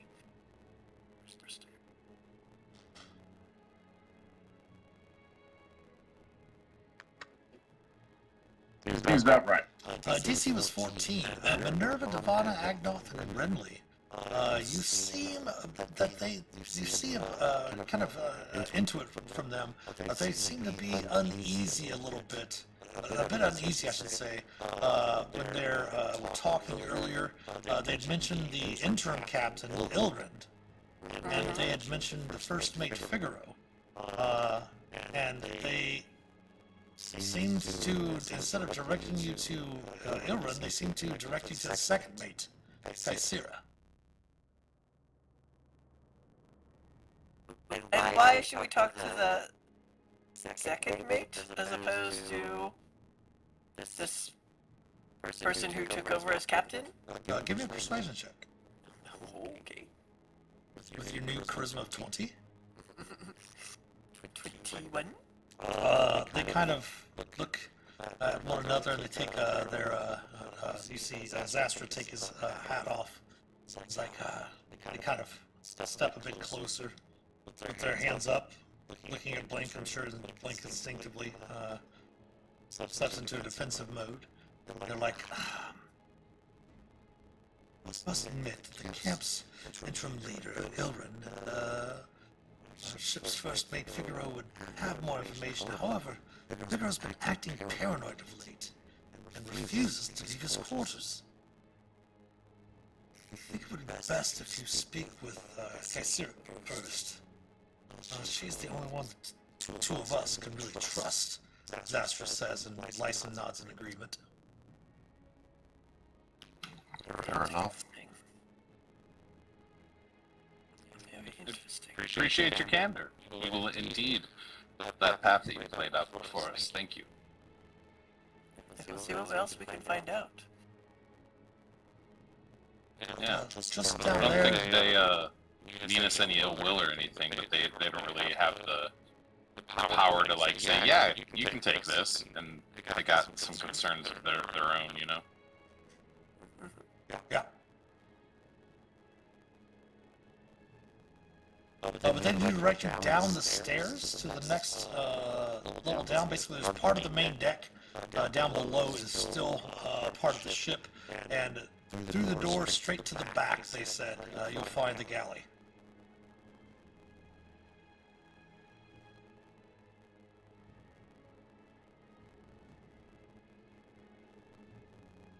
All right. If you're going to head down there, just let me go ahead and move your tokens down there real quick. Sure. For the moment, I'm just going to form this telepathic connection with Renly. Sure. I'll go ahead and do that before we move you. Yeah. Well, it's just like, yeah, just a telepathic speech. So we can, as long as we can speak to each other telepathically within we're like miles away, miles away from each other. So That's a great idea. Yeah. yeah, so like you and I can like talk without, if necessary. We really need these people to be on our side, because if we have to fight off a whole crew of people, one way or another, we're getting this part of the rod. And I'd really like them to agree to give it to us. Oh, you too. And I think there's other threats here that they obviously seem afraid, and there's lots of creatures. So maybe if we help them out. But, Yes. I'm wondering why That would be my ideal path to go down, and if that can't happen, then unfortunately we're going to have to make some hard choices here. But they asked if we're on a rescue mission, and we're kind of like, yeah, all of the universes. Obviously, they were asking if you were here to rescue them.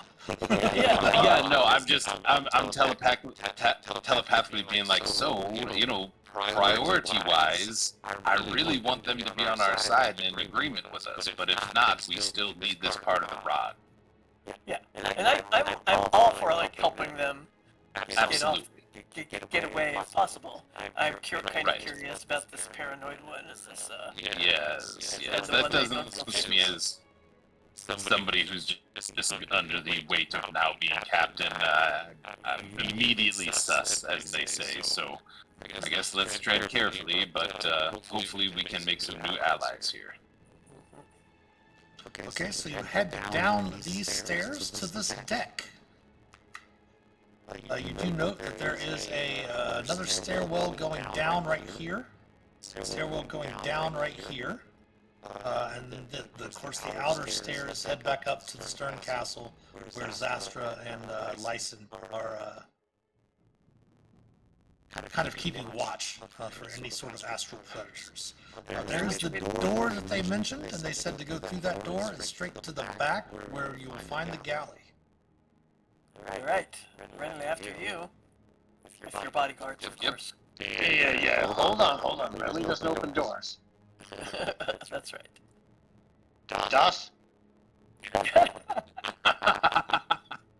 Yep. Correct. It's the door, man. Nice. Opening the door.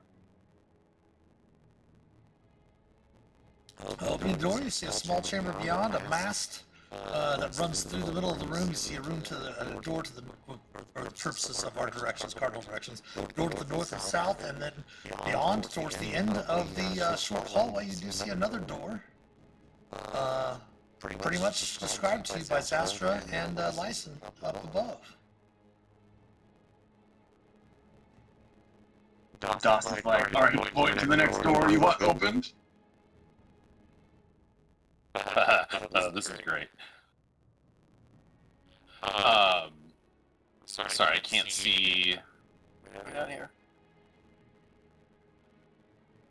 Oh, okay. Oh, right over here. Looking about out here on the stern castle before you enter in, you do note that there's like some wreckage of like lifeboats and stuff like that on the outside here as you're starting to head in there. The lifeboats are wrecked. That's Yeah. what you're saying. Yep. Okay. Well, I might be able to fix one if I had some time. Right? I mean, Agnoth, can these be mended? Real quick with your passive perception, Agnoth, you hear snoring coming from the door to the north, and you hear a couple of figures laughing and chatting, and you can easily determine that they're most likely playing a game of chance in the door, past the door to the south. I'm going to point to the one to the north. I think he's up there. Hearing someone sleeping. Right. Doss will open the door. Oh.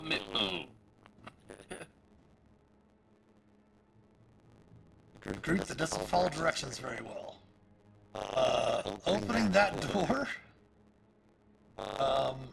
it's plain yet inviting. You see 5 sailors lounging and sleeping in cramped bunks and colorful hammocks strung from the ceiling. They do not stir at your opening of the door. Maybe not.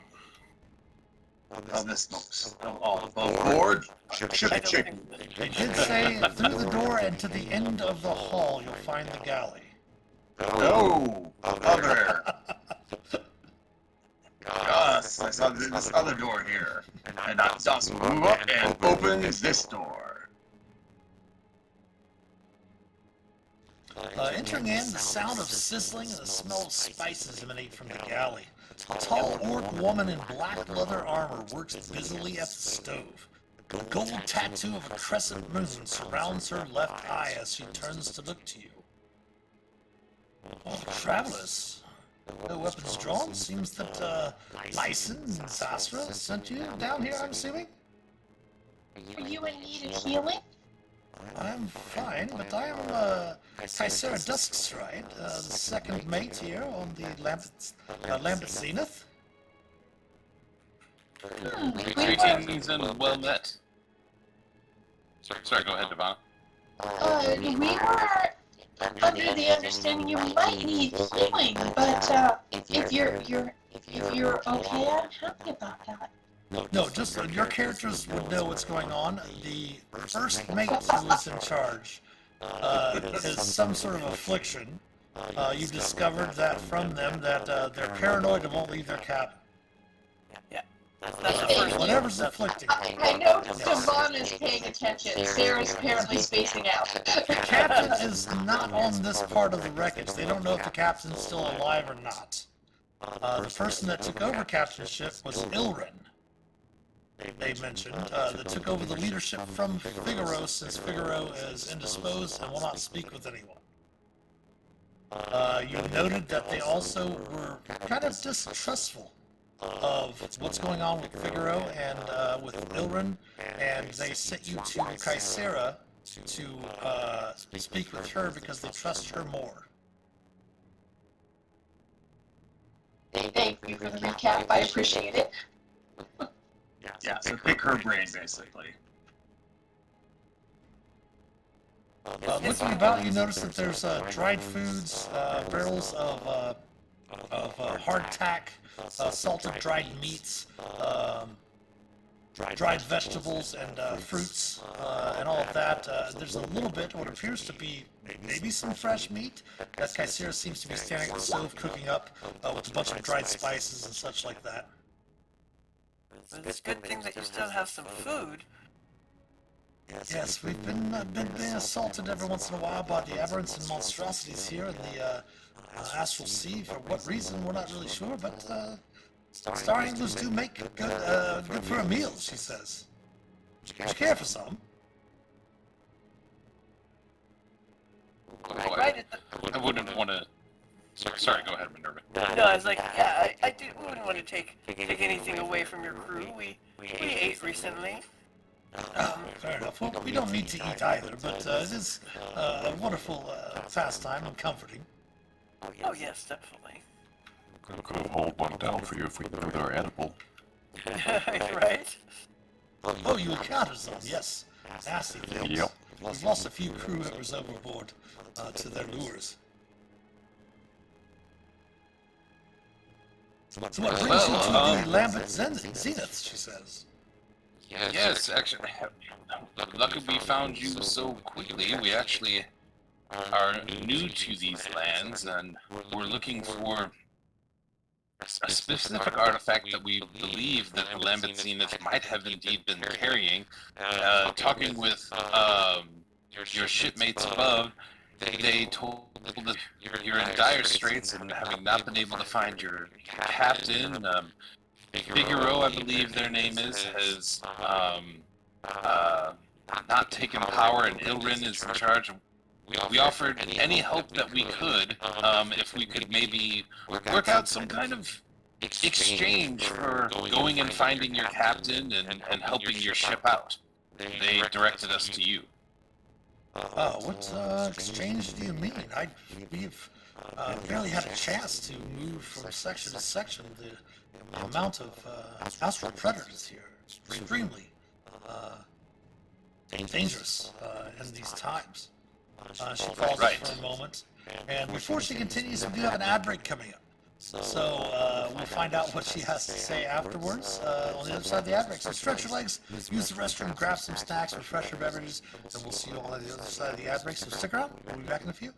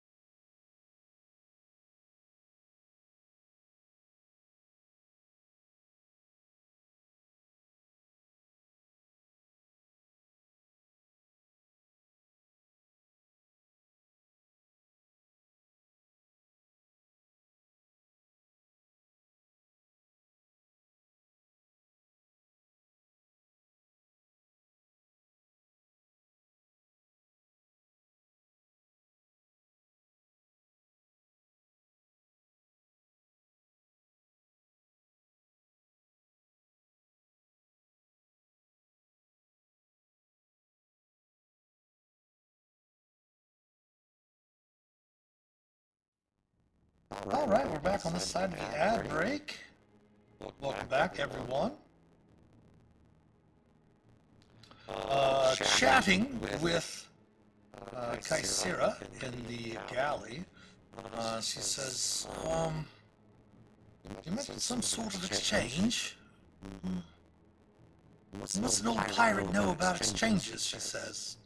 Kind of shrugging herself, kind of wiping her hands on a towel that she has around her waist, and then goes back to putting some more spices on the star angler in front of her, fillets that she's cooking.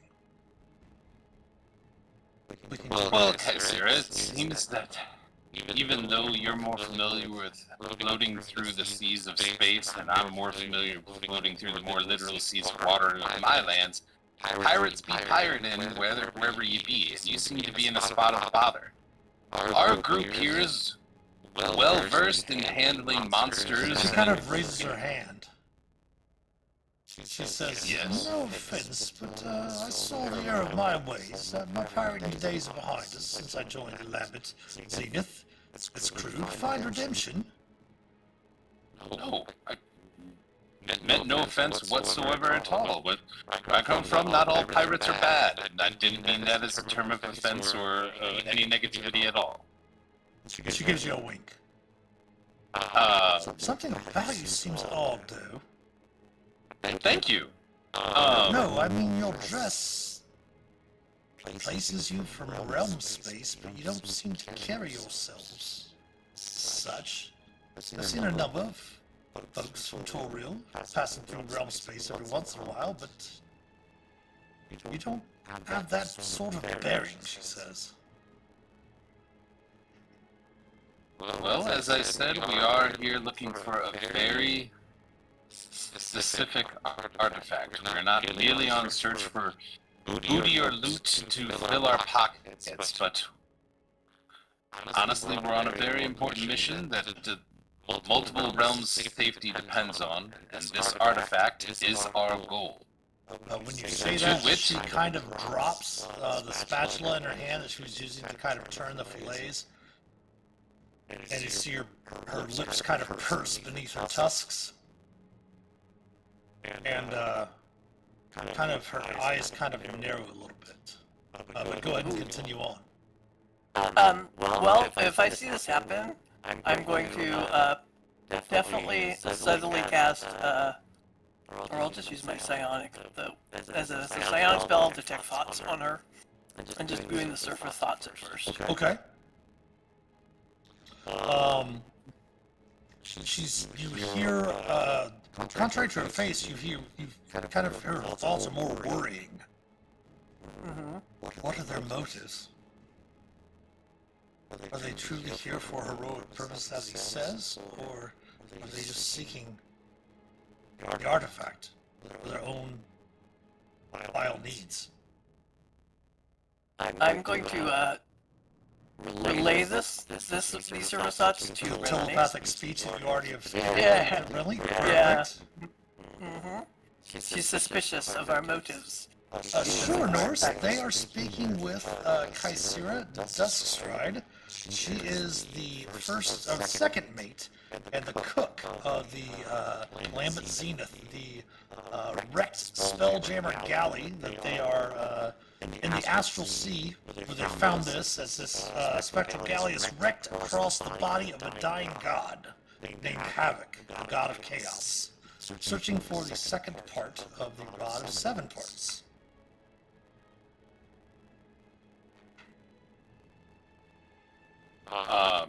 Yeah, getting that little telepathic message. I had just said that, like, I assure you we're not here for any, like, booty or loot. Like, the artifact we're searching for is, like, what we're searching for to help, like, save multiple realms and people.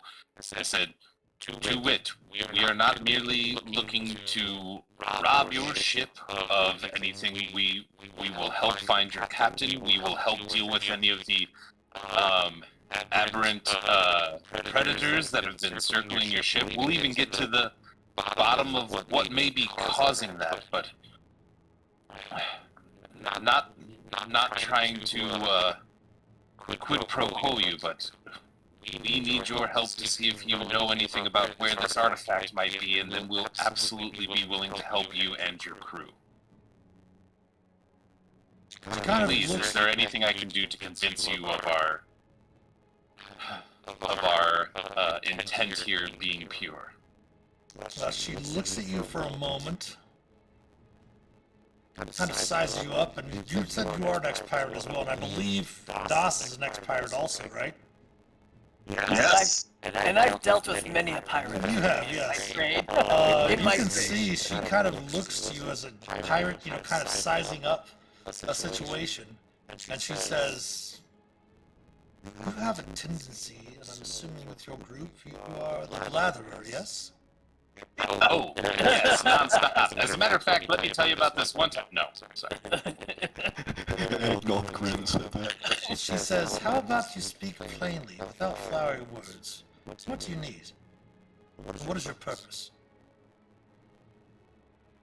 Looking for a part of a rod, a magical artifact rod that we need to secure the safety of not just this realm and not just our own, but all realms.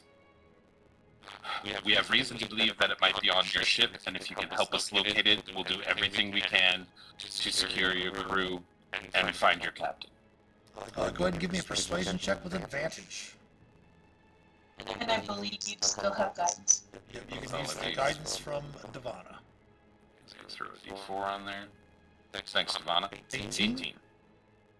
She looks at you and she cracks her grin. You see the toothy, cracked teeth beside her tusks as an orc. She goes, ah, finally the truth of it. Have a seat. She kind of points over here in this area where there's a few chairs and such like that, just south of Das, where everybody can gather up. And she goes over to an ice box and pulls out some mugs, brings over this large fillet of the star angler, sets it down on the table, and pours everybody a mug of fine fire water. Nice. Sorry, not much else we have to drink here. Of course, we don't need to drink, but it's always a good touch to lighten the spirits. This is the chance that we were eating, that we were just fighting a moment ago. We fought some of them. Yes, this is Star Angler. We wouldn't call them fish, per se, but much like snake tastes like chicken, these taste like fish. Yeah, well, hey, don't need to tell us. We have crew members who will eat, well, Dust sort of trails off. We don't need to discuss more about the spider egg. And she sits down, she actually walks over to, as everyone kind of piles down to this area now, this section here, she kind of walks over to the door and shuts it, kind of looks outside, and she says, is this your twin? No, my bodyguard. Alexandria, that's where you're from. That's what I couldn't place. And she shuts the door and locks it. You've heard of Alexandria? Yes, I've traveled many of different space crystal spheres all throughout the multiverse. And she kind of sits down and she says, see, the lamp at Zenith carries an extremely rare and powerful magical artifact. As a former pirate, I helped Captain Inda. This is the first time you've heard the captain's name, by the way. Inda? Yes, I put it in chat there for you. Thank you. I helped Captain Inda design the security system to protect the artifact. The artifact itself is stored in a safe room that prowled the ship. During the ship's crash, arcane wards should have sealed the safe room's doors. The safe room is inaccessible while the wards are active. Do you know how to deactivate them? Indeed I do. There are 2 rooms hidden on the ship that power the wards. I know one was placed in the ship's stateroom. I'm unaware of where Inda placed the second room's location. I believe that magic or passphrase can deactivate the rooms. I'm not sure what the passphrase is, and I fear that only the captain will know it, and I'm not sure if they're alive. Where were they last seen? I believe they were either in the starboard side or perhaps the prow. Blink looked meaningfully over at Das and said, hypothetically, if someone were just to rush in and open the door without disarming the runes, what would happen? She looks to Das as well. Oh, no. He's asking you. There's just subtext. That was for me. Oh, I'm so sorry, she says. Well, let's just say this would probably be the next to the last plane you would visit. Depending on who you worship, you might be going to meet them. Well, Let's not do it like that then. all right. Yeah, but let's try another way.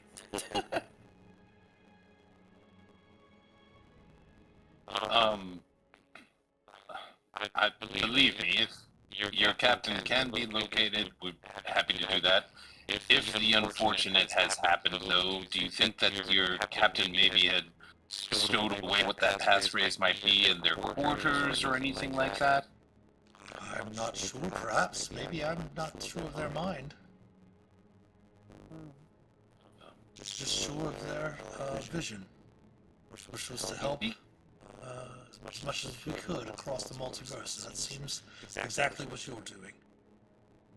Speaking of knowing your crewmates' minds, believe me, I'm no stranger to intership drama, but Lyson seemed to be concerned a little bit about either Figaro or Ilrin and the chain of command currently. Can you shed any light on that? A bit distrustful, it seemed. You do note that her expression kind of turns a bit, and her tone kind of belies a sense of parental concern when you mention Figaro. She's like, yes, I'm not sure why he secluded himself away. The paranoia that's gripped him of late. It's unfounded. I'm not sure what's happened. And of course, with them securing themselves away, definitely seems that Ilrin is more than willing to step up in their absence. It's not a curse, is it? I'm a simple cook. I do not know much about magics. Would you say Ilrin is... Sorry, Agnes, go ahead.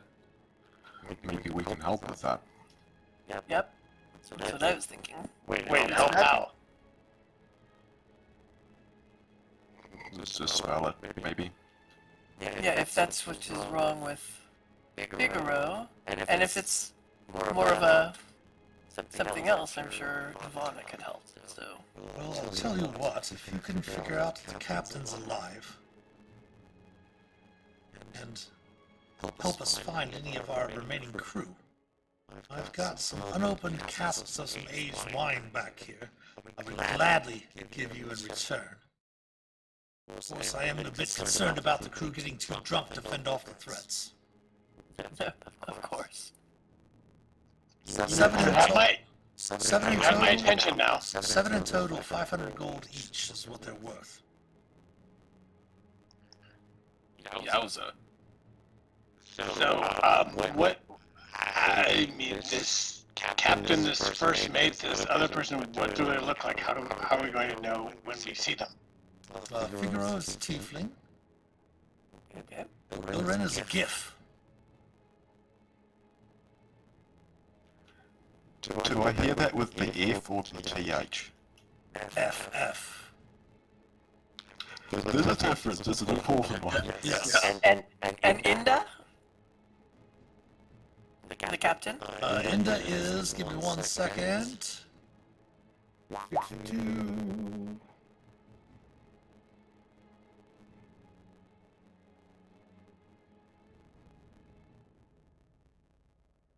I believe Inda's a human.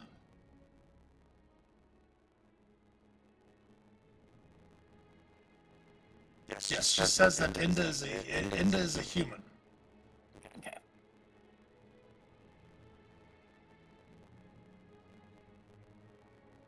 Right. I guess it's what do we start first? Should we go check on Figaro or go look at the stateroom? Hey, Sarah, I have one more question. Would you say Ilrin is a little too willing to step in and be in charge? I'm not really that much to insightfulness, but they're capable. Okay. They're able to help us fend off as much as they can from the attacks. Yeah, I guess we need to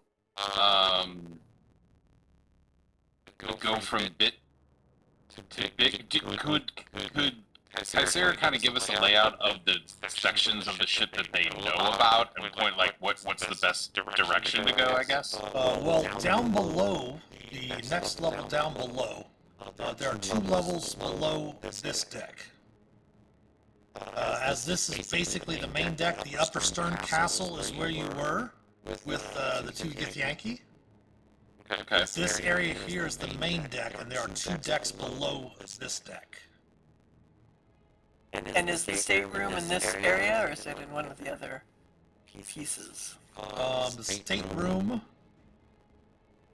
is actually in a different piece. Okay. No, I'm sorry, the stateroom is actually in this piece. That's where Figaro is held up. Oh, so Figaro is actually in the stateroom? Yes. Oh, well, there we go. There's two birds with one stone, as they say. Talk to Figaro, look around the stateroom for the rune.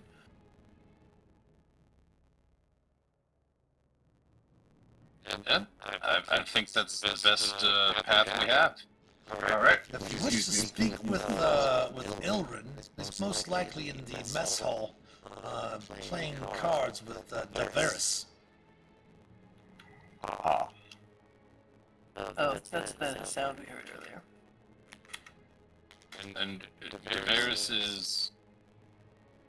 Yeah, who's Davaris? Davaris is a new member. Oops, one second.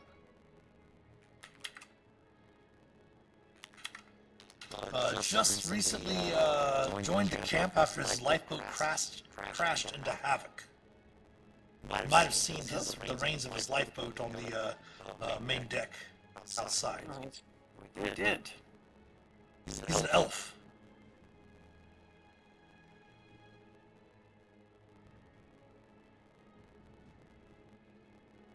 I know that he was missing, looking for some of his missing friends.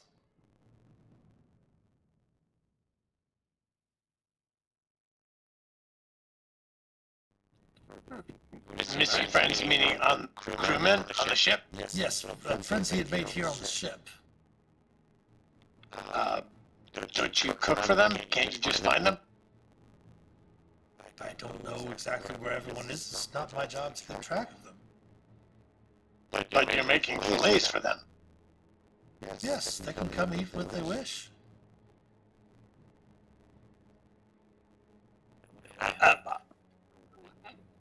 I'm sorry. I'm still concentrating from before. This is difficult. Oh, sorry, Blink. You don't need to concentrate anymore. The spell's over.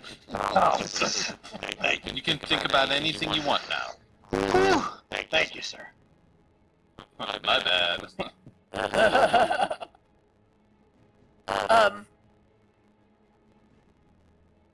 By the way, is there anyone we can call for you?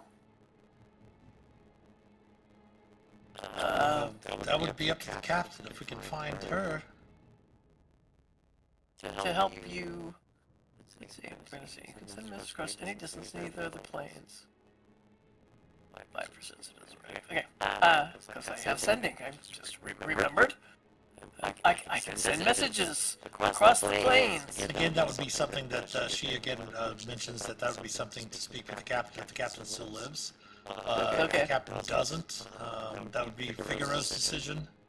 And if you can't figure out what's going on with Figaro, that would be fall to Ilrin.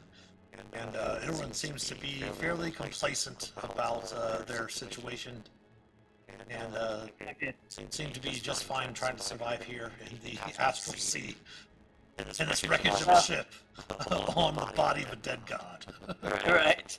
And, you know, I just like trusting our friends from that we first met. They didn't trust Ilrin that much. I'm saying this to myself, so I'm just calculating. Or I'm saying it to Renly, telepathically. Yes, I don't know how much do we want to speak with Elrin, or do we just want to continue what we're doing?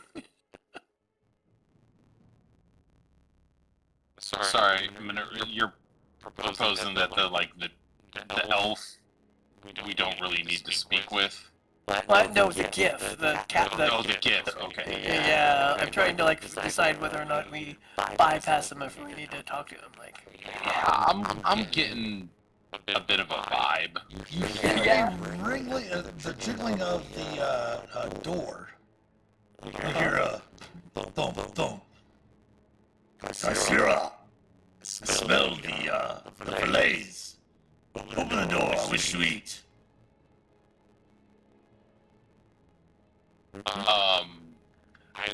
to Kaisera before they do anything and mouth Ilrin? Like, She nodding. nods. She nods and unlocks the door. Okay. Looking casual. Oh, we have guests. You did not say we had guests. No one has informed me. Oh, we just hadn't gotten to you yet. Ah, well, welcome aboard. Welcome aboard. Thank you very much. Feel free to explore the Lambert Zenith's wreck. Make yourselves at home. Appreciate that. Thank you. Yes, we were I am actually just. Ilrin, the de facto leader of our intrepid crew here. Your names, please. What space do you come from? As he pulls out a pipe and starts smoking it.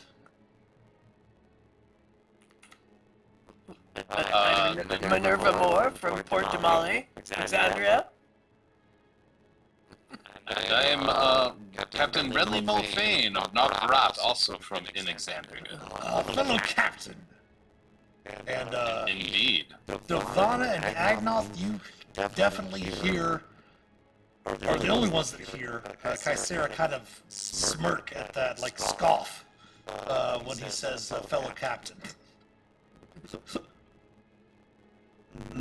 Sorry, is there news? Sorry, go ahead.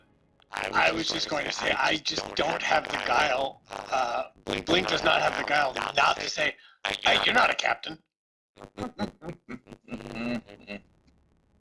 Who is this rude fellow? He says as he takes a long draw on his pipe.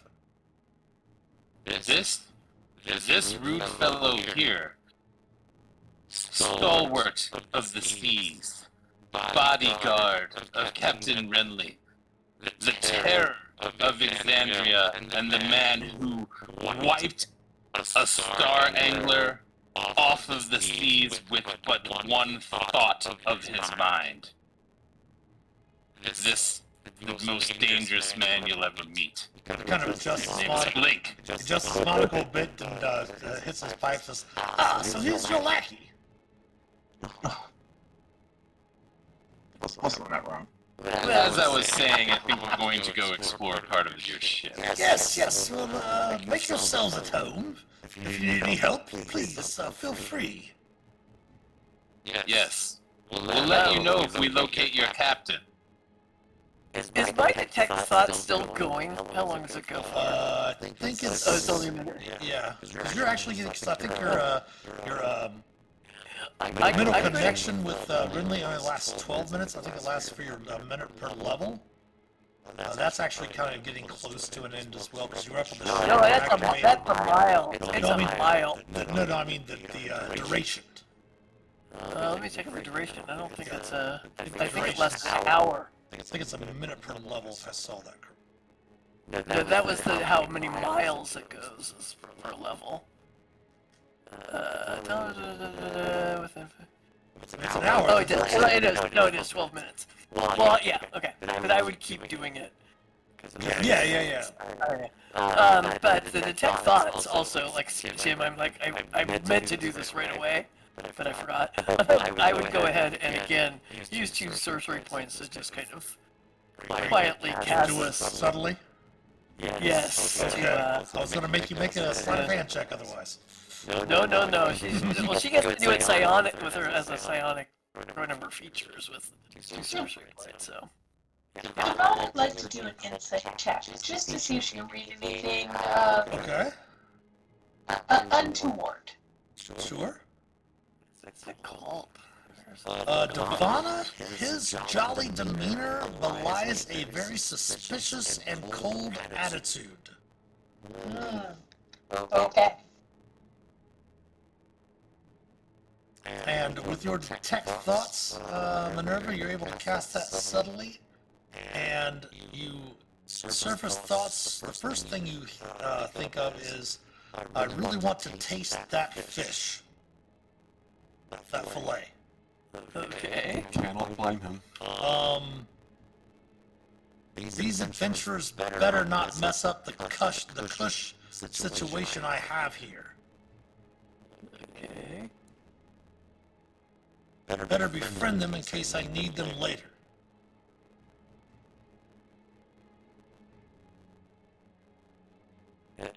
as I'm doing this, I'm like relaying this all to Renly too. Sure. Yeah, interesting. Yeah, I relayed Renly's using our messaging rings. Okay. They are not trustworthy. Well, I think only one person has the messenger I thought because it I did not duplicate it.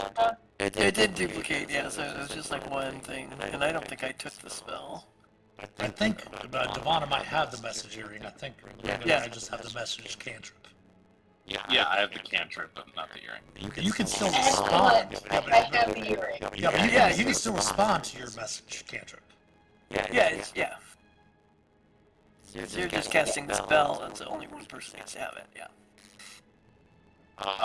To Minerva or Devana with message, I'll say the same thing.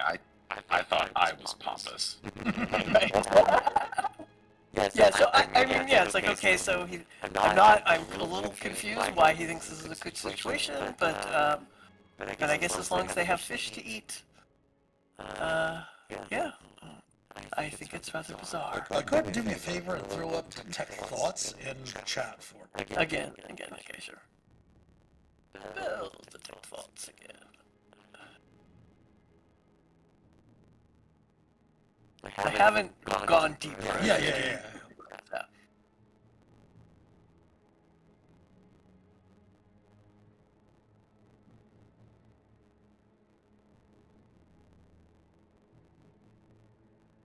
Because I think as long as I don't probe, he doesn't really know that I'm doing it.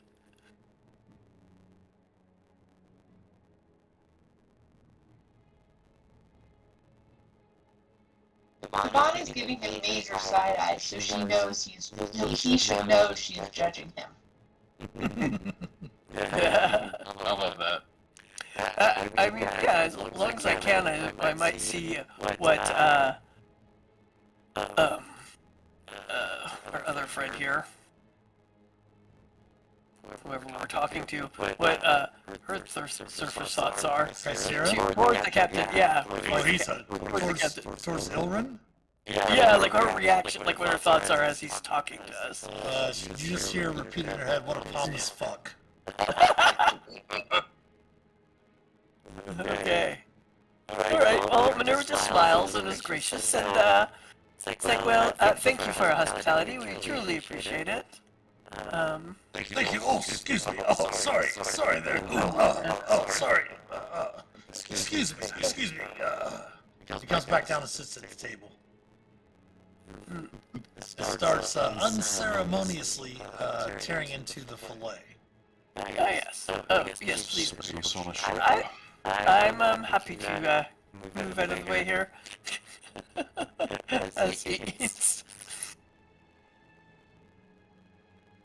As we walk out, Das, you do see an elf kind of come out of that room where the cards are being played. Doesn't really notice you as there's the mass in the way, and then steps out of the door out onto the deck.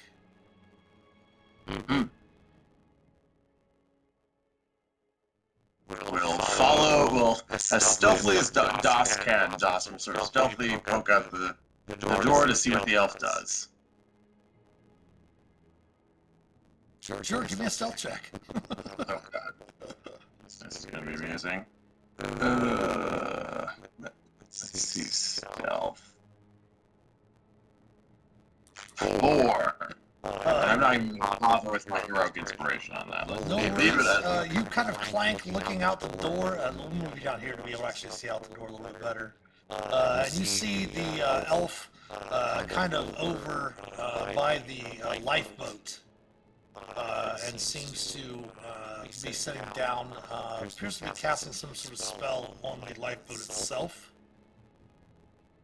And you see parts and pieces of the wood starting to meld back together. like a mending spell, basically. Yeah. We pretend Das would maybe understand that. Alright. Well, Isn't that a bit heavy for a sailor? Says, kind of glancing back, having heard the clanking of your plate. Oh, yes. Well, my sailing days have gone by the wayside for the moment. I spend more of my time on the land, some might say, unfortunately. Well met. I am Dos the Blessed, herald of the returned gods. And who might you be? Nice to meet you, Minotaur. My name is Tavares. Where do you hail from, elf? Here and there. That is a wonderfully evasive answer. True to a pirate sailor. No pirates. I prefer the company of animals. Oh. Not much here as he kind of glances up to the sky. You're not sure if it's up or down, but from where you're standing, gravity is pulling you down, so it would be up. Yeah. Dom just points his head saying, same thought I had there, my friend. Yes, well, I mean, you must be eager to get off of this. This? Yes, my boat here crashed into this creature. He kind of gestures overboard to the massive rock-type body of this dying god. It says, I've tried to repair it, but can't seem to concentrate. The amount of attacks that have been happening recently from aberrations and monstrosities here, these astral predators. It's almost like every night. Do these creatures seem to dwell in this? Or are they coming from elsewhere? No, traveling between the wreckages is very dangerous. My usual card partner, a halfling, her name is Sirit. She hasn't shown up for our games lately. Some of the camp members said that Sirit left to scout the other segments, but it seems doubtful. Well, it's possible she did, and I hate to say it, but one of these things might have found her. Yes, but it just doesn't seem like her. Curious. And if I saw you came in from inside here, and what is that, like, this door to the south? It's a mess hall. It's where the sailors will gather to eat. Oh yeah, so was it you that we... Mostly, we don't really need to eat here in the Astral Sea. That's fun, that's interesting. Why is that again? Pardon? Have you felt any pangs of hunger since you've arrived? How long have you been here? Oh, not long. Not long, I don't think, but you're right. That is a good point. Huh? Yeah, you eat and look at these fish. Interesting. Well, yes, they call them fish. Definitely not animals or beasts, I can tell you that. Do you enjoy the taste of them? I do not partake of meat, my friend. Go Go ahead and give me a insight check with advantage. You are one of those. I have a friend who would, I'm sure, enjoy your company quite a bit. I am going to use my heroic inspiration roll on this one. Insight again. All right, not better. Don't eat meat. What type of person are you? Yeah, pretty much. All right, last question from Das here, and then I'm sure the Oh, rest of you he actually does share something with you, though, as you're talking about getting here. He says, like, the crew here is very odd. I'm not really a part of the crew, the original crew anyway. When my Spelljamming ship, the Verita Branch, was attacked by space pirates, I was able to escape on a lifeboat with my best friend, a blink dog named Casa, as well as a treant named Redbud, who had grown into the lifeboat's hull. Crashed into different segments of the wreck and outran the raiders to get to the camp here on the stern segment. Not sure if Kasha or Redbud survived. As you can see, that the part of the lifeboat here that he's working on is he only meant part of it because the other part of it's wrecked somewhere else on the other wreckage. Well, sounds like we've got a number of missing people here. You've got the right set of folks to just lay a swath of destruction through those evil creatures that are coming after you. So don't worry. My friends have some really boring conversations they want us to be going on through, but don't worry about it because we're going to soon get to wrecking those things that are coming after you and finding your 3 missing animal beast friend halfling things. I remember. I'm gonna put those in chat for you. Was his normal card playing partner. The other 2 companions that he came to this area with on a lifeboat. A blink dog named Mikasa, as well as a treant named Redbud. And his spelljamming ship that was attacked by space pirates is called Verdant Branch. No, I sense a theme. Since you did not make your insight checks, you can definitely now tell that he is most likely a druid. Yeah. Last question for you, my friend here. You were just actually guessing that mess hall. Were you then? We heard you talking with someone, I think, as we walked by. Who were you chatting with? I was playing cards with Ilrin. Very, very good. Ah, that was the water buffalo thing that we just sort of, or whatever that kind of stuff is that he was. The GIF, yes. Yeah. What's his story? I don't know, really. Step out from the door about this time. Make it a bit more obvious he's listening in. Sure, it's like I really don't know much about Emma. I haven't been here very long.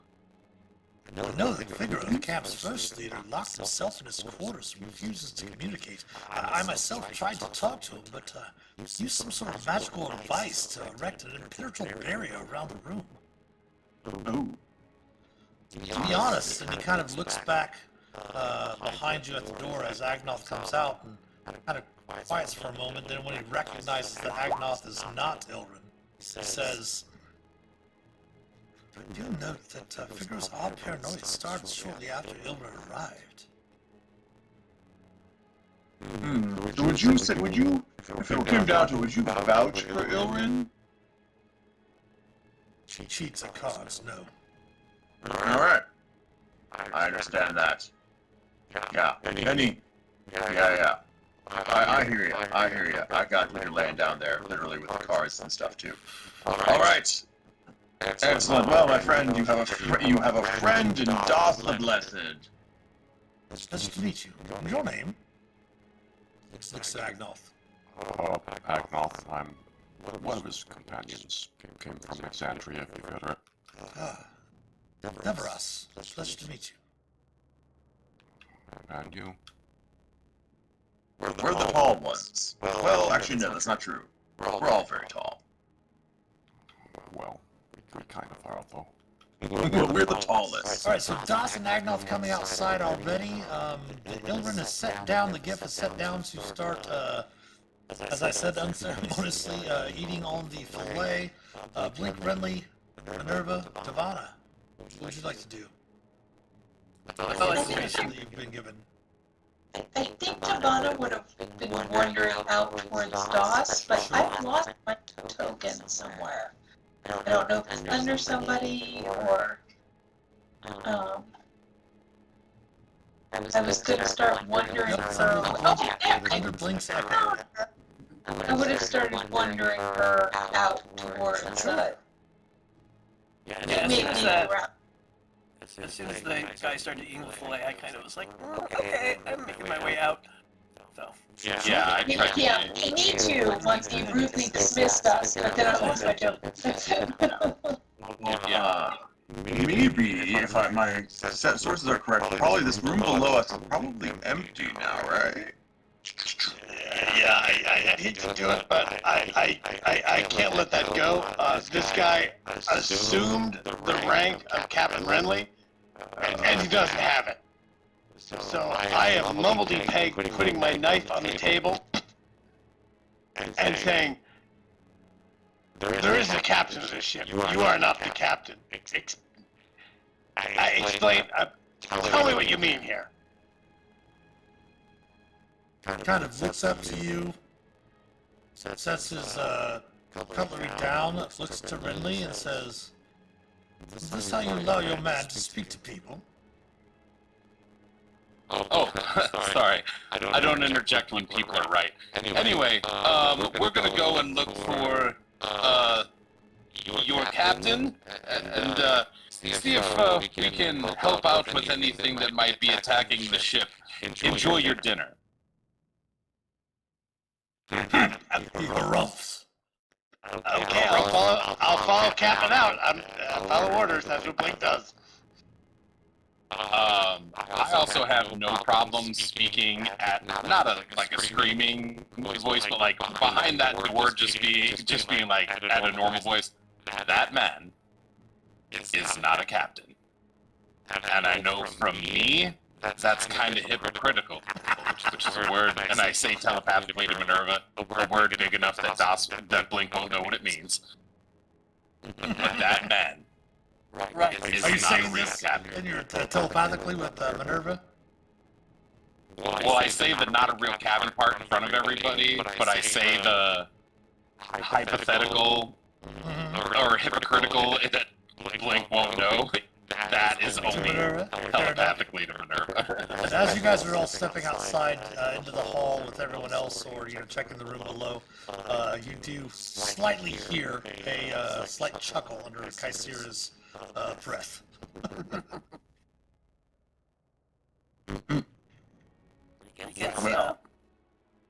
We should find that stateroom and see if we can. Yes. Doss will sort of will bring us into the. Actually, maybe depending on how private this sort of open area is, or maybe into the mess hall. Just we should probably. We were all collecting information from a number of different conversations, so just sort of like. Yeah, you can step out onto the deck. You can step down into the mess hall room yourself. You can step back up to the stern castle if you want, where Zastra and Lyson is. You can even go below deck. It was mentioned that the stateroom was below deck. There's probably a number of other things below deck as well, which you can access via these two stairwells here. Yeah, mostly just like the momentary sort of step into the side room, so we can literally just share all the things that we all just heard. Okay, so you want everyone to step down into the mess hall? Sure. Okay. We'll follow Doss's gesture. Can I tell what the noise insulation's like? Wooden walls. So maybe this is not the right place. Maybe it should be aiming at the man literally through the wood wall. I might want to keep it a whisper in here. Half of our party, I don't think can speak louder than, like, softer than a scream. But Devon searches for silence, but then realizes that she does not have that. all right. I don't like the guy over there having a fillet. Wait, you don't like that he's having a fillet, or you just don't like the guy? I mean, the fillet looked pretty good, sir. Don't get me wrong. I don't like the guy eating the fillet. I don't mind that he's eating the fillet, but I don't like the guy who is eating the fillet. No, yeah, he's a piece of shit. I'm sorry. I get. Title is supposed to mean a little bit of something, even if it is honorary. And him being flippant about his crew's welfare bothers me. The other one said there was a captain, and that captain is not that captain, and he says he's a captain, and that doesn't sit well with me, sir. So just everyone Right, watching, Captain Math was working out. just so everyone watching understands, Ridley is not a captain either. It's true. He was basically kind of Blink. given He's a fountain and off parts. He was Blink given up that your kind of ears. nickname. That's true. He was kind of given that nickname. I'm not sure how Ridley got that nickname or who called him captain. I've told people in the first session of Critical Role, I was describing my character, and I said he's got real big, like, knee-high boots, like 90s Captain America style. That's when And Blake starts that's calling me where- captain. That's it. He's sailed into our hearts and has been our captain ever since. But that is where really says hypocritical towards, might sound hypocritical to Minerva. That's the reason why. Any good captain, though, to be fair, would not be content to have a ship be. Like, the very definition of a good captain would be to sail away out of this situation. Also, by this point, like, I feel like all of our voices are probably just getting louder and louder as we're talking at each other, louder and louder, so we're practically just, like, yelling at each other at all these points in this tiny little room. Yeah. Or to look for the real captain. I mean, screw that guy. Like, I think we're just getting more emphatic. And Noth is looking increasingly anxious as he says this. Yep. As you're sitting there discussing, after a few moments, you do hear a slight knock on the door. Oh no. It's Kaisira, and she says, he's not in there anymore. And goes back into the galley chuckling. As she can hear you talking and getting louder. I'm sure he's going to check on the crew's morale or something. I don't know. But go ahead and discuss what you've all discovered so far. Alright. It's also, while me have like these three missing individuals, missing person, a missing treant, and a missing blink dog. Oh, Agnoth with the dry Agnoth humor. I mean, Renly was pretty hypocritical. There was a few minutes ago, but yeah. Sorry, I just caught that there. I've been looking back and forth through the chat, where the characters are in the Twitch chat. And I was like, uh-oh, that was a good one. Das boom! Oh. Nice. I know it. Renly's annoying and never stops talking, but at least he cares about people in the Tennials. This Oh, guy. yes, Screw this guy. Renly has definitely became a captain as things have progressed, definitely. But So, it sounds like the stateroom downstairs is particularly important, but may also be hard to get into, or maybe there's some issue with it that we might experience. It seems to be. Well, I think Yes, this is what Devaris told you. There we go. Okay, thank you. yeah. So maybe we have to somehow talk to Figaro and convince him. yeah. Kaisera alluded to the arcane ward being powerful enough to kill somebody, so I don't think we want to just like, oh, let's try and power through it. But if we're going to be looking through other parts of this, like other sections of the shipwreck, I feel like due diligence, we need to investigate the rest of this part before moving on. Well, the stateroom isn't where it's hidden, right? It's the room, one of the rooms to deactivate the wars is in the stateroom. Yes. Kaisera did say she knows one room was placed in the ship's stateroom. Yeah, we can go down and investigate. By the way, I also did promise that we were basically going to kill every evil thing that's on this dead floating thing here, by the way. So that's after we investigate the stateroom. Well, we'll do our best. Hopefully, Figaro isn't evil. I mean, that guy who said he was the captain kind of is. I just put my fist out for Blink to bump it. That's right, that's right. 100%. I want to find the real captain and come back and get that guy at his breakfast. We need to Unacceptable. find this other captain before we're all thrown overboard. Alright. Downstairs? After you, sir. I mean, alongside you, sir, protecting you, sir, but after you, sir. Das is this way? It's this way. Yeah. Alright, we'll move you down individually. Oh, okay, cool, thanks.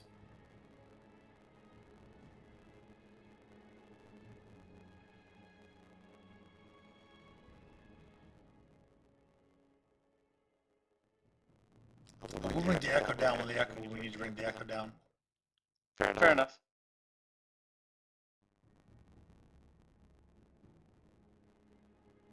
Find yourselves down here now. Come down the stairs again. You see another set of stairs right here that will lead back up. There is a door near Devana. There's a door to the south of Minerva, and then there is a door to the northeast of Das. It is time for an ad break, so we'll take a short little break here, use the restroom, stretch your legs, grab some snacks, refresh your beverages, and we will come back on the other side of the ad break and figure out what they're going to do. So stick around, we'll be back in a few. Sounds good.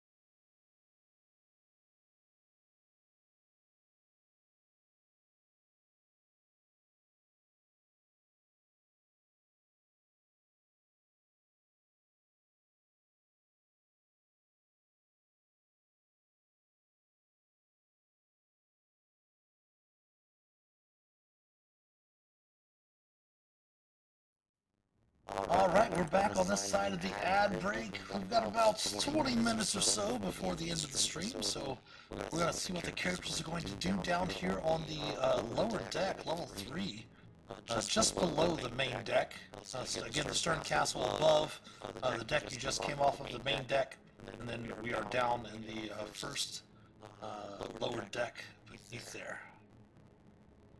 Here in this area, you see the forward end of this hallway is buried in Havoc's flesh. You can see that, Das, from the outside there. The stern end holds 2 doors, 2 stairways leading up, and another door on the port side. There's a gilded plaque that reads Stateroom, which is this door right here.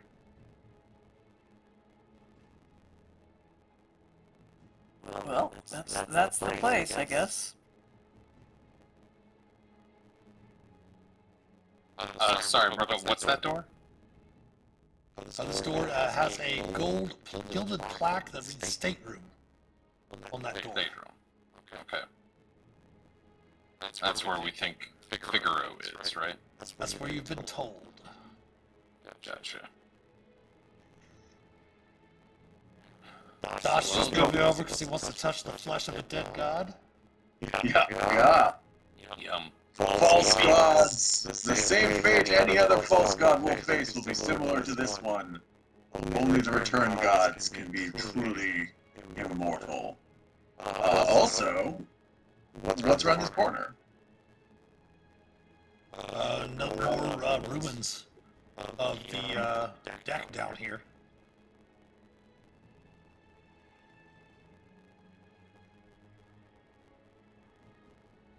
Oh, it's just like parts of the ship. Yeah. Gotcha. So, how do we want to handle this door?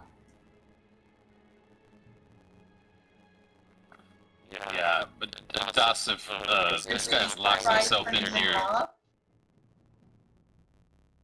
Sorry, go ahead, Captain.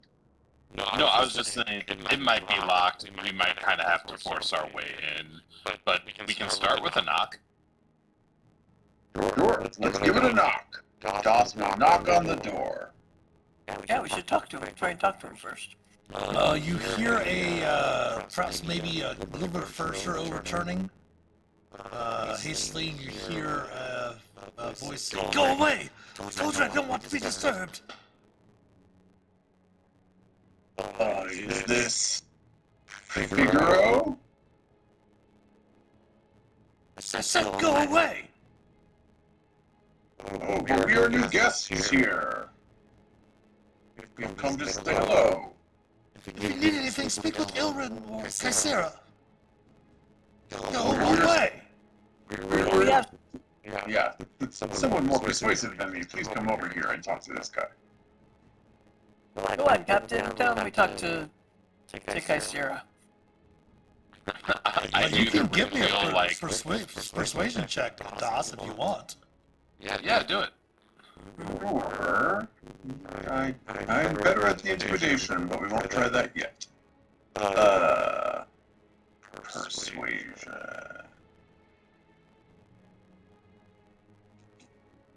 Oh. If you please open the door. Ivana, did you want to use guidance? Yes, please. Alright, D4. I'll make my way over there, tap him with guidance. 24. You hear a hesitation. No, do not trust them. You hear from the other side of the door, do not trust them. Go away! Same voice? Yes. My friends, from what little I could gather there, it sounds like our friend Figaro might be experiencing a fracturing of his mind. Sounds like we need a fracturing of that door then. Yeah, sounds like we're gonna help him help himself. Remind me again, is this the door that if I bash it, I'm going to be catapulted through multiple planes of existence? The ward is inside that room. Right. Oh. This is the one where he was using a device to keep it locked. That is true. Alright. Well, let's say, alright, Figaro, we need to come in there. Please open the door, or I'm afraid of reduction. Ash Renly. Hey, Das. Yeah. Let me look real quick. Alright. And I am going to. Oh, sorry, I was talking to my husband, not you. Sorry. I'm gonna activate my ghostly gaze, and I'm gonna look through the door.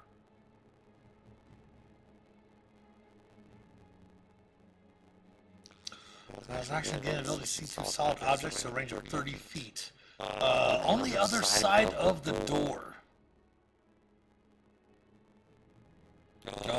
Stateroom is simple but elegant. The warm light of the wall sconces bathes the mahogany bookshelves and crimson bed sheets. Sitting on the edge of the bed is a purple-skinned tiefling, staring blankly at the door. Posture is as tense as a wound spring, however. He's not like holding a blunderbuss, and there's not a hunting trap on the other side of the door or anything. Nope. I'll say he's sitting there all a tizzy and is just freaking out. I think we need to get in there, but I don't think you're going to run into any resistance if you burst through the door, Das. At least nothing that I can see. Do you think calm emotions might help get him to open the door for us? Do you have to see him to do it? Checking. What would it be? Figaro. We're here to help you, truly. And we've already spoken to Kaisera.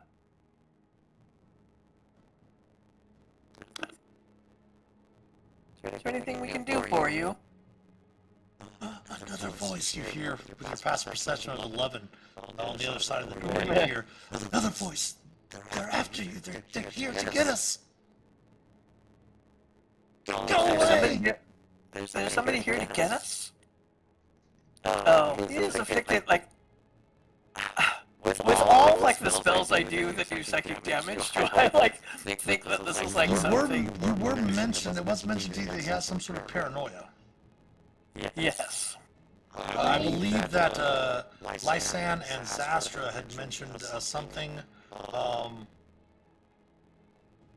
kind of took you aside and says that he, let me see here,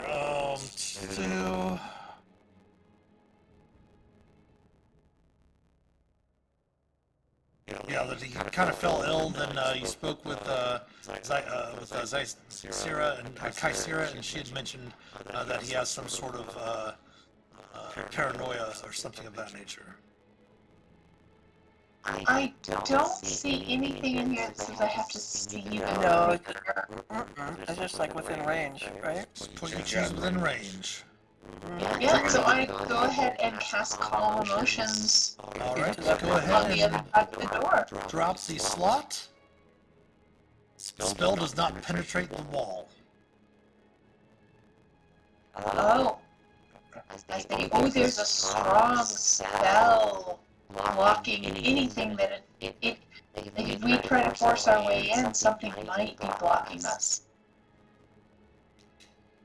Does anybody have Dispel?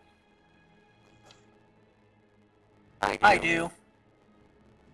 But you I have do. to see the magical effect. Nope. One creature, object, or magical effect within range. Any spell 3rd level. Here, I'll just put it in there. Why not just put it in there?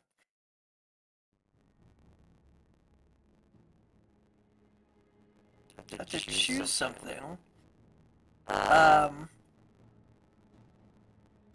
So, is there a way for me to choose, like, whatever's making this barrier to get in the room? If you knew what was causing the barrier. Well, we knew there was a magical object, right? Figaro used a magical device to erect an impenetrable barrier around the room. That's what we heard. So I have to actually know what that thing is? Or not? Or did Renly see it? So he could tell me what it is? Really did not see what it is. That's what you wrote before. Correct. Okay.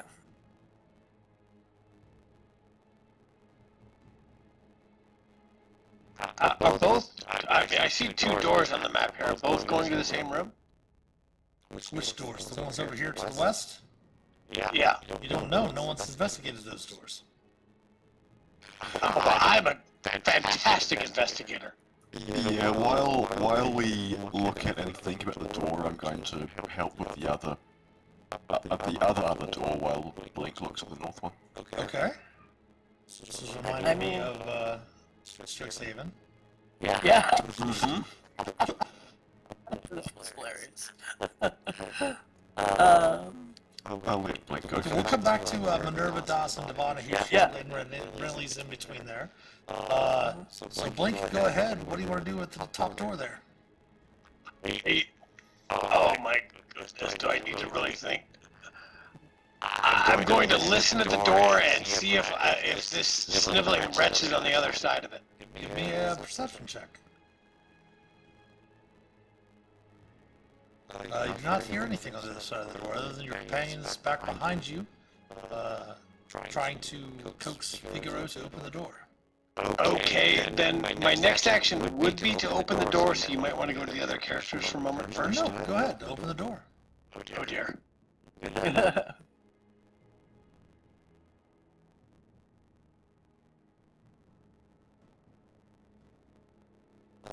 Inside the room, the bunks and hammocks here are empty. The walls are covered with colorful pieces of wood, each with something written on them. Yeah, I don't really care about writing.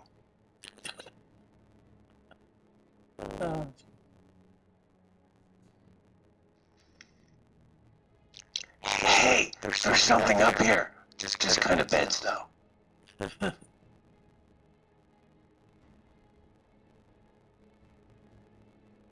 No people in them? If they are, they're very, very small. Looking at the pieces of wood scribbled on the walls, you can see that they seem to be makeshift remembrance markers, honoring those crew members who died in the Lambert Zenith's crash. Blink has just enough sense of reverence to respect that. I figured he would.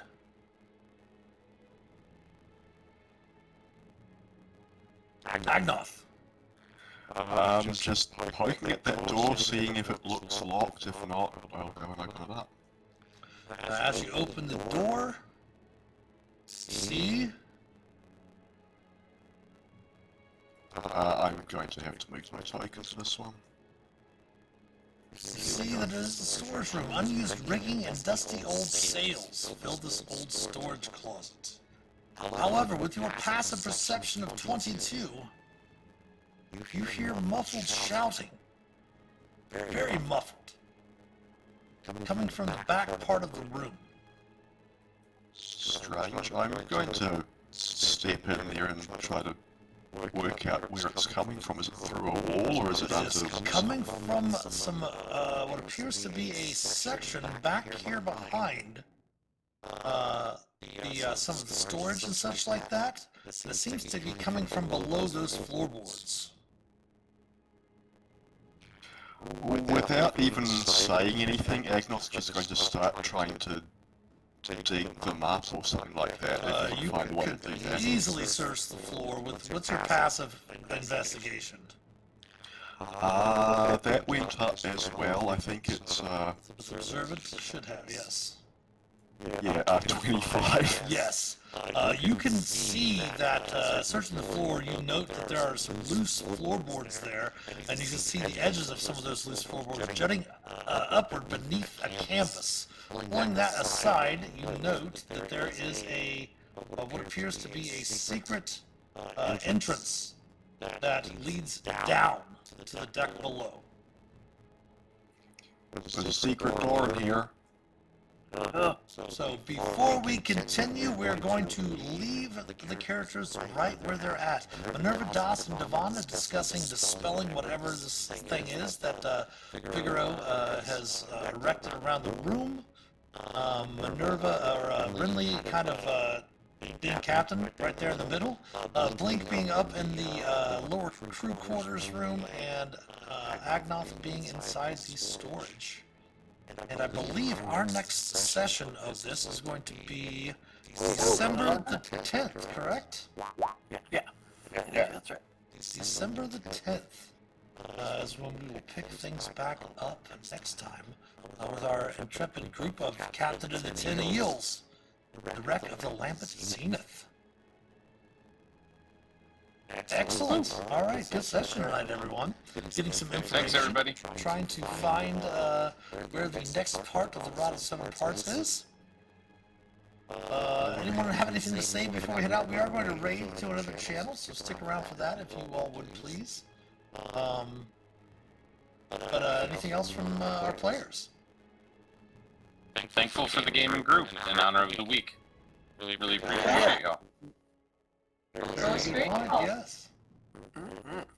All right. Well, of course, thanks to all of our supporters, especially our patrons of Patreon. Again, thank you, SM Traveler, for the gifted subs to everyone. Congratulations, Cheese, Talos, Miktos, Yuli Pandas, as well as Jetta J, for your gifted subs. Congratulations.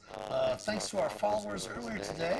We had our Voices from the Left podcast followed, as well as Ghost 1804 and Draculvania followed today doing Glocha stream. Thank you so much for those follows and those subs. They mean so much to us. If you'd like to help support the channel, please consider becoming a patron or subbing here on Twitch, twitch.tv/themasterofdungeons. We do really appreciate your Prime subs as well. You get that free month subscription to the channel. We're definitely honored that you would choose to use that here on our channel. The link to our Patreon page, as well as our YouTube channel and all of our social media accounts, can be found in the About Us section below here on Twitch. If you want to subscribe to us on YouTube, it is free. You can catch up on the D&D campaigns there on YouTube. It is free to subscribe. If you would, like and comment on the videos. Share them with your friends and family. Maybe follow us on, give us a follow on Instagram, Facebook, Twitter. We're going to be going to Blue Sky here soon as well. Most likely dropping Twitter in the coming weeks. But all the likes, retweets, shares, subs, all that good stuff, they help us immensely. If you want to chat with us off stream, click on the About Us section below, or click on the link in our chat to join the Master of Dungeons Community Discord server. We can help shape an accepting, caring, and inclusive gaming community. The merch store is also open. Anything we purchase from the merch store will directly help support the channel. Again, we'll be back tomorrow morning, 11 a.m. for our Wicked Wednesday stream. And then we'll have hopefully have our D&D Dungeons and Deliberations chat, DM chat, tomorrow evening. Depends on what's going on with preparations for Thanksgiving, as we're having Thanksgiving dinner here at our house on Thursday. So we might be skipping that tomorrow. But starting next week, of course, we will be off Thursday and Friday for the holiday weekend. We will have another episode of Vandelver and Below the Shattered Obelisk this Sunday, 7 p.m. Eastern. And starting next week, all of our 11 a.m. streams for video games are going to be going to RPG. Fantasy RPG games, most of which will be Lord of the Rings Online, and a lot of our other couple of horror games and things like that are going to go to pop-up streams in the evening, which we will announce any pop-up streams that are happening in our stream announcement channel on the Discord server. But thanks for watching tonight. Again, we're going to raid over to another channel. If you would please stick around and head over to that channel with the raid, would be greatly appreciated. But thanks for watching. Have a great holiday weekend. I hope you have some great time with your friends and family. But until we talk again, take care, and as always, happy adventuring.